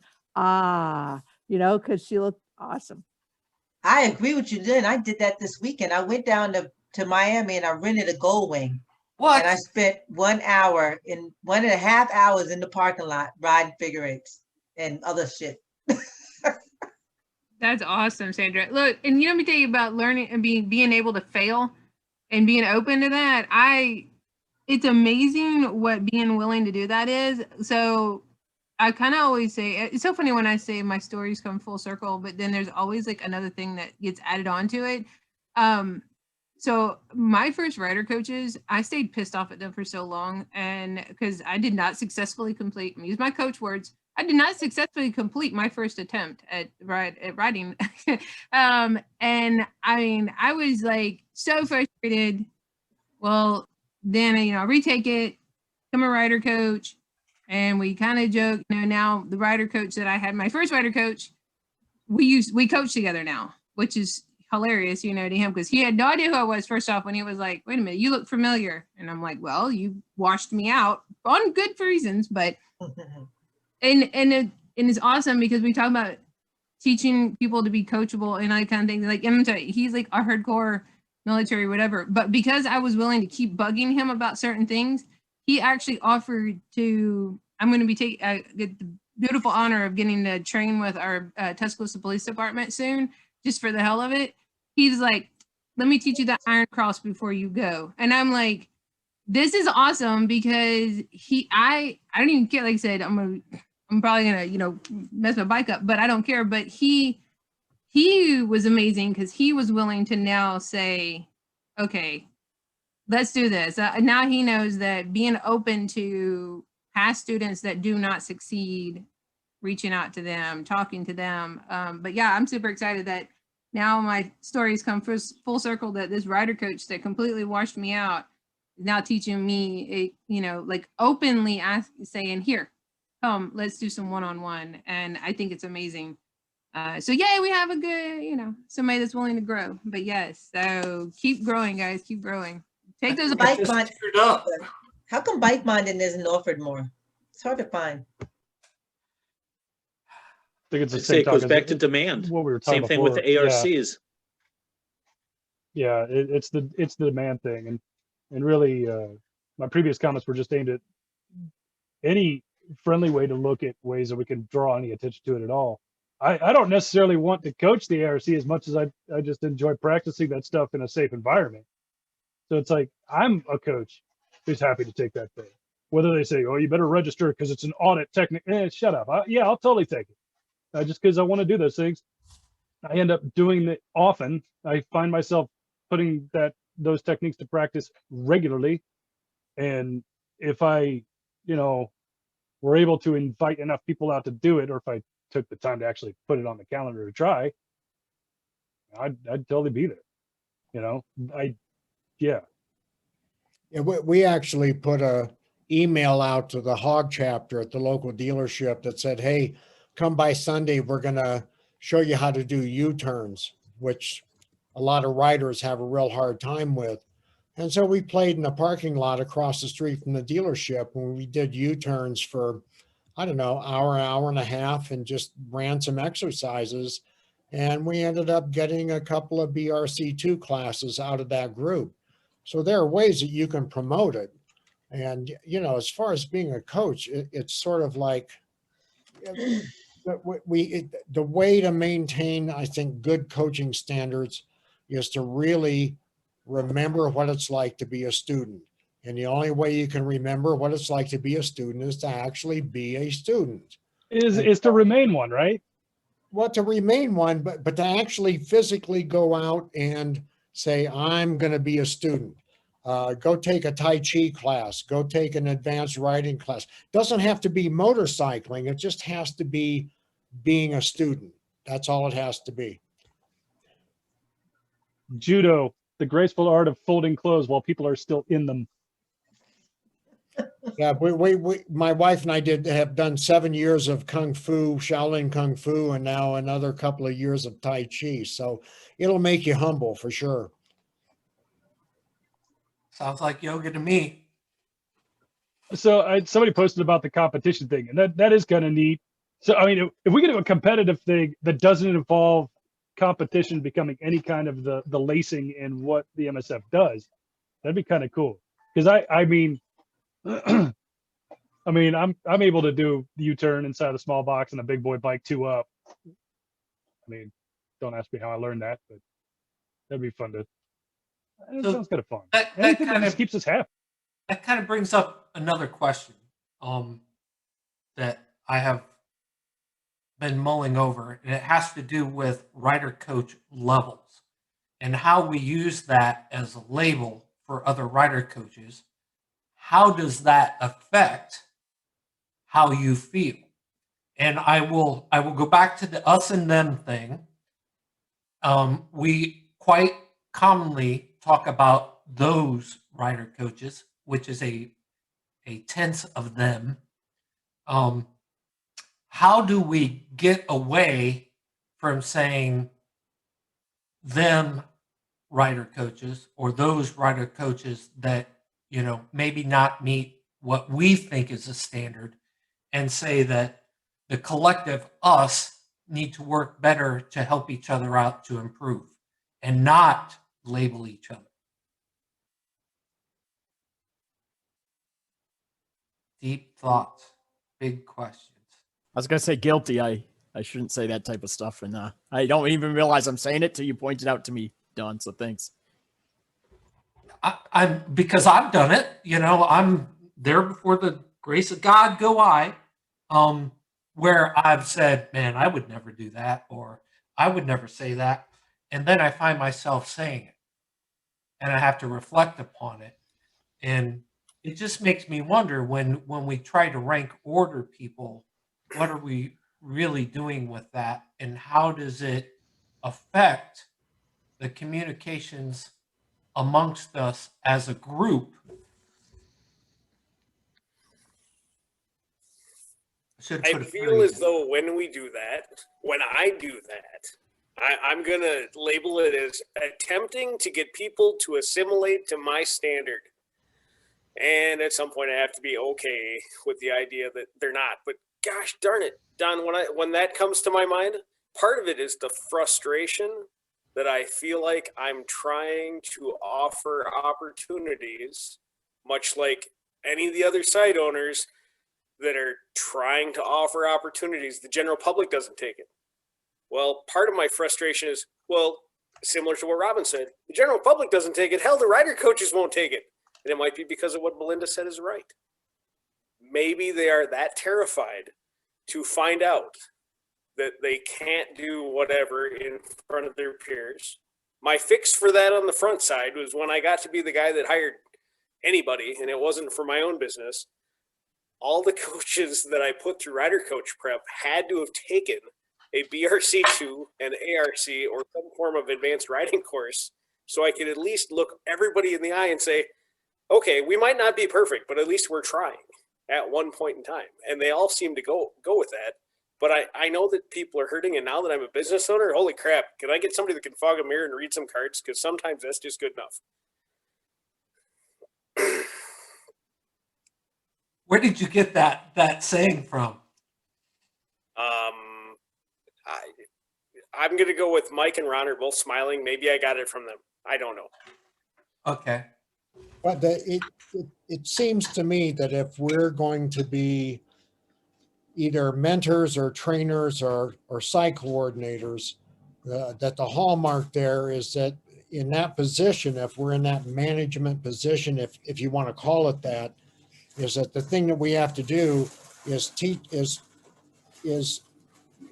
really treat the rider coaches that work the same as we would teach students in a BRC. You got to treat them the same way. It's ask questions. How can I support you? What do you need? You know, if I go out and do a QA at a site, what I'm essentially saying to the rider coach is, you know, what do you need from me so that you can become the best rider coach that you can be? I mean, if you go look at Ray's VRET stuff, he said the whole point is to have riders that graduate from the BRC and end up being the best riders that they can be. So if we're rider coaches, if we have a lot of experience or whatever it is, if you're interacting with someone, instead of saying, oh, gee, that person's a level 1 coach, I think the more appropriate thing to do is not even talk about level 1 to level 4 or whatever you want to put it, and say, what can I do? How can I use my experience to support you in being the best rider coach that you can be, or being the best student that you can be? I just think that's really the best way to go about doing it. Anything else, it ends up being us and them. So I'm gonna brag on Alabama real quick, and like I said, I'm gonna brag on Rick, because I've never heard, this is literally the first time I've ever heard this level 1, level 2, level 3 crap. I have on Jared and Rick. I really do. I mean, this is the first time I've ever heard this. Like I said, the difference between RiderCoach 1 and RiderCoach 2 is $20 because you're buying the water. I mean, like, that is how we are trained, because when we leave RiderCoach prep, when Rick Randolph teaches you to be a rider coach, you're going to be just as good as the other people, because you're going to ride the perfect demo, probably better than ones that have been doing it for a little while. But I have to say, that is one thing I will brag on Alabama then, is on Rick and Jared, is because I've never heard any of that. And I love that about them, because like I said, there's none of that. And you put yourself on a level if you need to. If you want to put yourself below them, that's fine. Or you want to put yourself above, try to put yourself above somebody, that's fine. But yeah, we don't have any of that crap. So that's good. Yay for Alabama. Roll Tide. If we could only Roll keep Tide Rick there, out of the Belinda. hunting. I was going to say Roll Tide. Yeah, I can second you there with Rick. He was one of my T-squares when I went through trainer prep in 2017. So with Josh there. Absolutely. I don't really see a lot of benefit in having discussions with my coaches, like, you're this level, you're that level. No. I do find that sometimes I'm able to incorporate stuff that I have witnessed in QA visits at other sites without naming names or places. But, oh, I did a QA visit the other day and I saw X, Y, and Z. And it might be that it was something egregious, and I can say, I am so glad that we're past that here. And I don't have to worry about that stuff happening at this range. Or it might be that I saw something really outstanding and I can say, hey, I saw this at a range and this happened. And I thought the coaches did a really amazing job of handling X, Y, and Z situation, and kind of plant some seeds, for them to think about a different way of viewing something, or something to try out, and things of that nature. I think I do it with rider coaches and with students. It's just basically, I'm going to learn as much from you as you're going to learn from me. And we kind of help each other grow.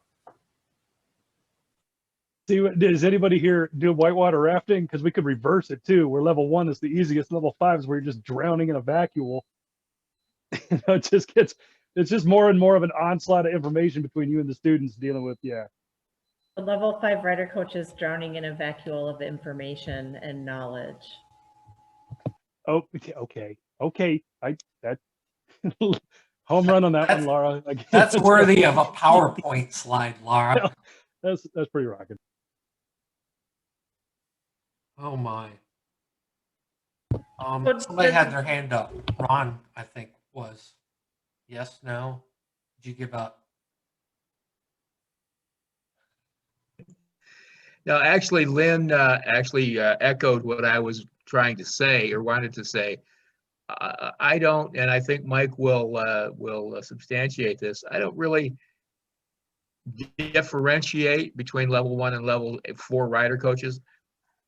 I try to model being the higher level rider coach without making them feel like they have to aspire to what I'm doing, but it's nice that most of them want to become better. Did I say that right, Mike? It seems like Chump.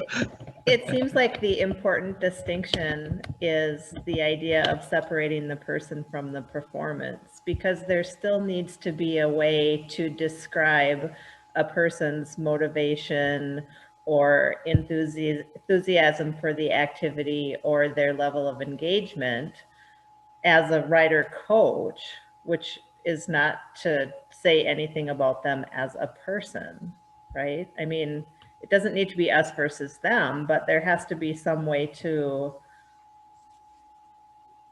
describe performance. I kind of think like, and if you want to think of it as modeling, like how much of a model are you? Are you like New York fashion, supermodel when you're with other rider coaches, or are you like Walmart catalog model? I mean, Walmart.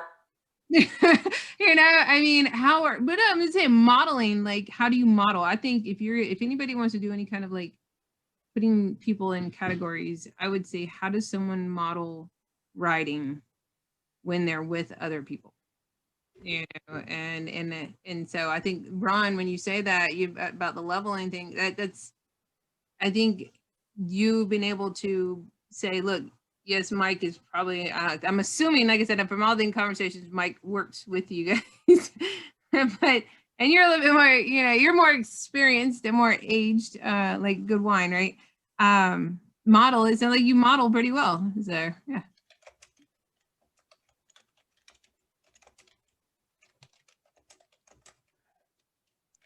Say, Ron doesn't assign levels to the coaches, but we know which level we are based on how much time he spends watching our classes. And when he never leaves to go to the bathroom during my classes, I know where I stand. Yeah, okay. Okay, Mikey. Now you're pushing the envelope.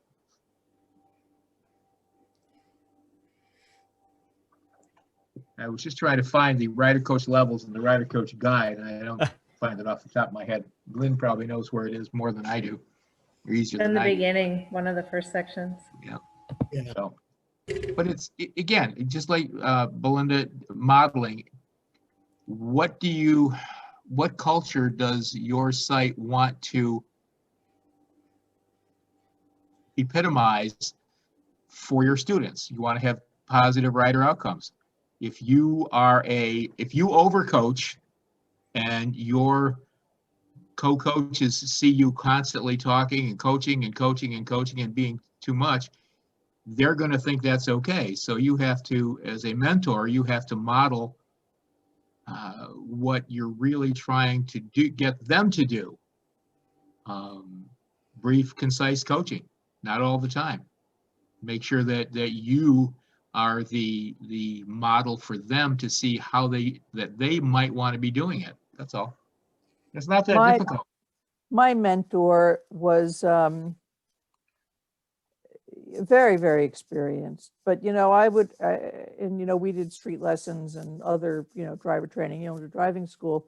But, I would come in and he would have his nose in his rider coach guide as much as he's done this. And he would look up and say, oh, you know what? I'm just looking here in the rider coach guide and I noticed X, Y, and Z. And so he was always engaged with that. And maybe he was just doing it to present engagement, but it was there.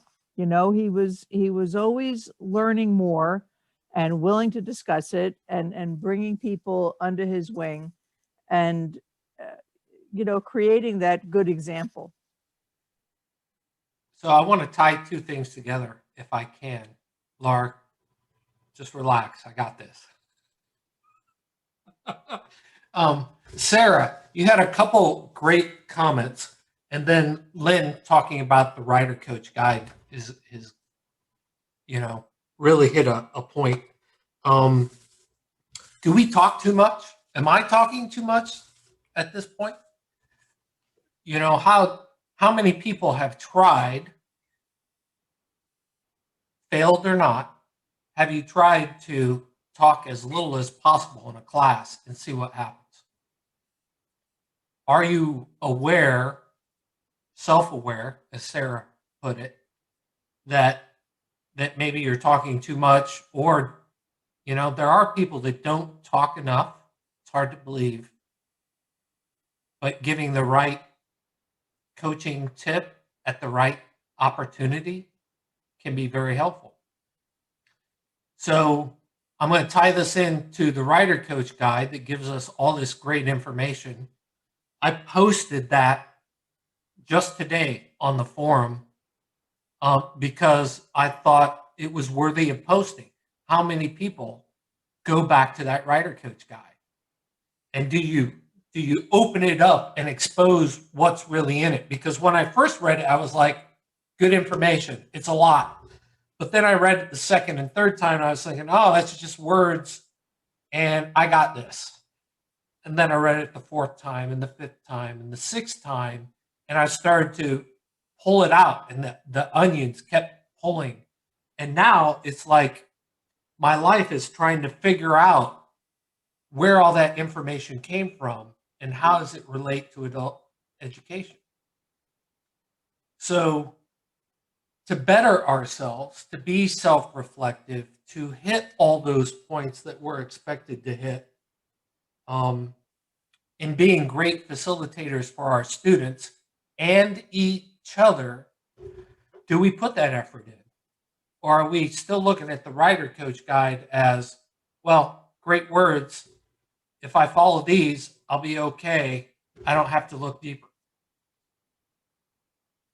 And so kind of a question that I'm throwing out to everybody, am I overthinking the Rider Coach guide? Am I overthinking self-reflection?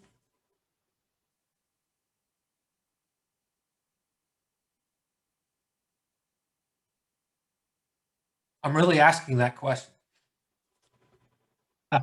Well, that was not rhetorical, huh? Not at all. I went through my trainer prep with Dr. Ray, and I just find it.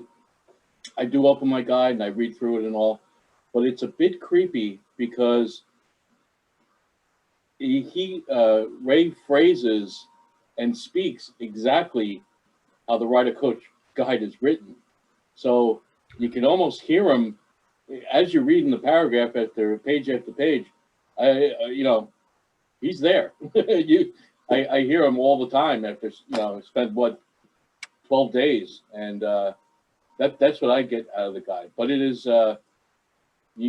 as Don explained, there are layers to peel back and reflect on, and changes your way of thinking about a lot of stuff, a lot of things.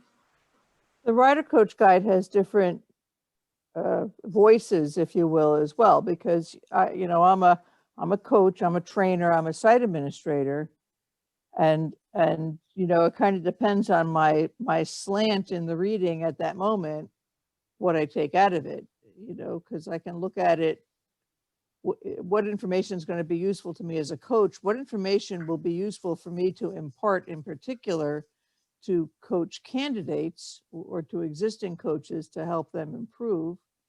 What information is going to help me on a QA visit to quantify something or to lead someone to a better outcome. And then as a site administrator, what are the things that are going to help me to be compliant and to meet the standards I need to meet and bring my team up to excellence. So there's overlap there, of course, but how I look at it depends on what hat I'm wearing at the time. So I'm going to go a little philosophical on you, Don. You talking about read it over, read it again, read it again, read it again. One of my favorite atheist friends has read the Bible 5 times. She logically talked herself out of Jesus. Keep it simple. All right. That you got to remember that. Yes, we need to study and we need to know those words, but we need to keep it simple too. Right. I mean, my faith is simple. Jesus. Right. But motorcycling, simple, ride, enjoy. Right. but be careful getting too like digging too much, because sometimes you can like talk yourself out of being a rider, that kind of thing. So I'm just saying, I'm not saying don't do it. Know your rider coach guide. It is our Bible, right? As coaches, it should be. Just be careful, because too many atheists have talked themselves out of Jesus because of reading too much. So be aware. Okay, and that was pretty deep about the whole like talking yourself out of being a rider. I catch that shit. By the way, all hail Satan. Here's the thing. So only in this group. I was just about to say that that part of the reason that I like coaching is that quite frankly, every time I read the cards, no matter how fast I like to go or what kind of writing I like to do, every time I read the cards, we talk a lot about how we're supposed to be influencing students, that we're supposed to be providing not representation of authority on the topic, but at least something for the students to look to for who's going to provide them with the information they need to work with. And there's no harm inverting what you're talking about, Belinda, which is rocking. I mean, that's spot on. But to actually tell yourself that every time you read the cards, you remind yourself not to be an idiot, which works for me, to remind myself that I need to be the writer in these cards. Some coaches that aren't signed up, that haven't actually become rider coaches yet, that's going to benefit them. They are writers out there in the world that are not rider coaches, that when they become rider coaches, part of what's going to keep them alive is viewing what is in the RCG. So to say like now, there are rider coaches. We all know rider coaches who are out there that are like, now I'm a rider coach. I am the authority on motorcycling, and now I am a motorcycle doctorate. And it's like, in the end, really, if you are assimilating the information still while you convey it, then you're still part of the riding community, and you're just blending in from where you were before you were a rider coach and continuing to maintain those safe practices. Some of us do this for ourselves in a reason that is self-sustaining, is my point. And that's just another way to do it. To quote some dude who cares about that guy anyhow, Jason Earhart, it's just another way to be a positive influence on anything that is riding. I hope that everybody that's in here tonight is selfish in doing this better, or selfish.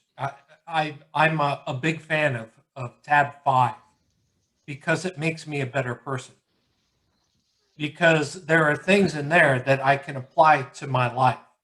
Just like other things in my life, I apply to rider coaching.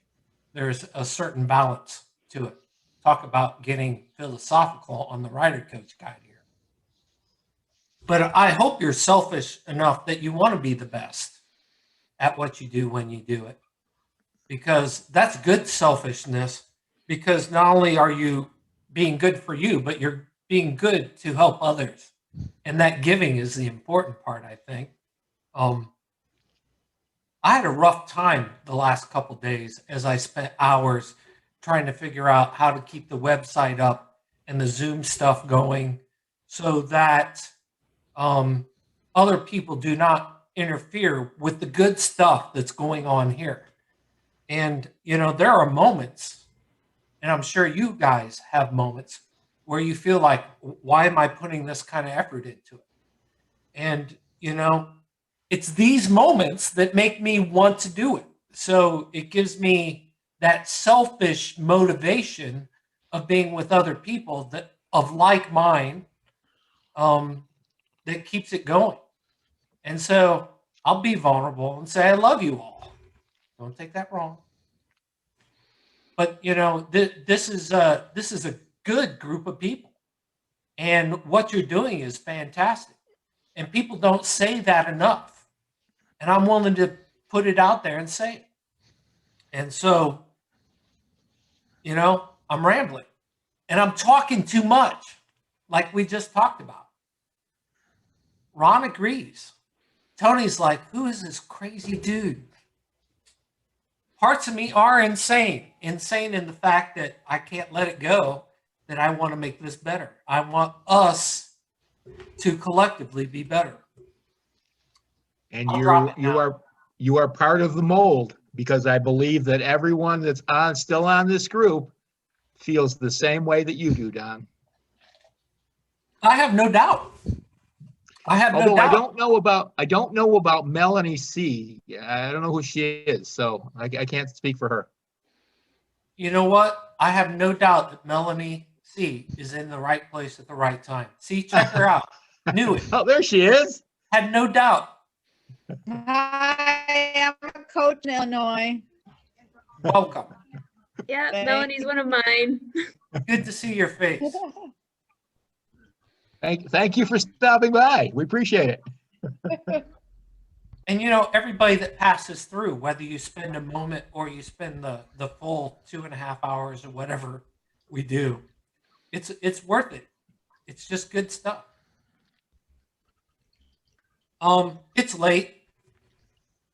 I gotta quit saying I've noticed that in the videos.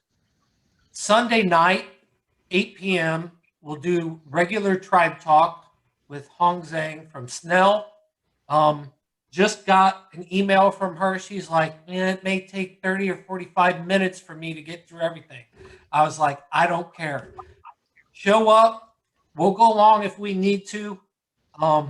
Be prepared to ask questions about helmets and the Snell standard and why we should spend a little bit more time in reinforcing a positive message about using helmets. I read a book this week in a pile of stuff that I got from a mentor, and it was about how helmets and the message about helmets is inaccurate. And I was taken aback because this book was used in many cases, I think even in Missouri, where they changed the helmet law this year. I'm taken aback by some of the information that people believe about helmets. And maybe we should educate ourselves a little bit more on it. So I invite you to Tribe Talk on Saturday. Sunday night at 8 p.m. You could get an email Saturday morning that gives you access, much like Eastern. Yes, thank you, Robin. I'll send out an email probably Saturday morning, gives you more information and the password to get in. Thank you all very much for showing up tonight. More importantly, thank you for showing up on the range. I hope to see more of you. And I just got charged up today. Thank you for giving me that emotional support that I need to keep doing this. I really appreciate it. Have a good night.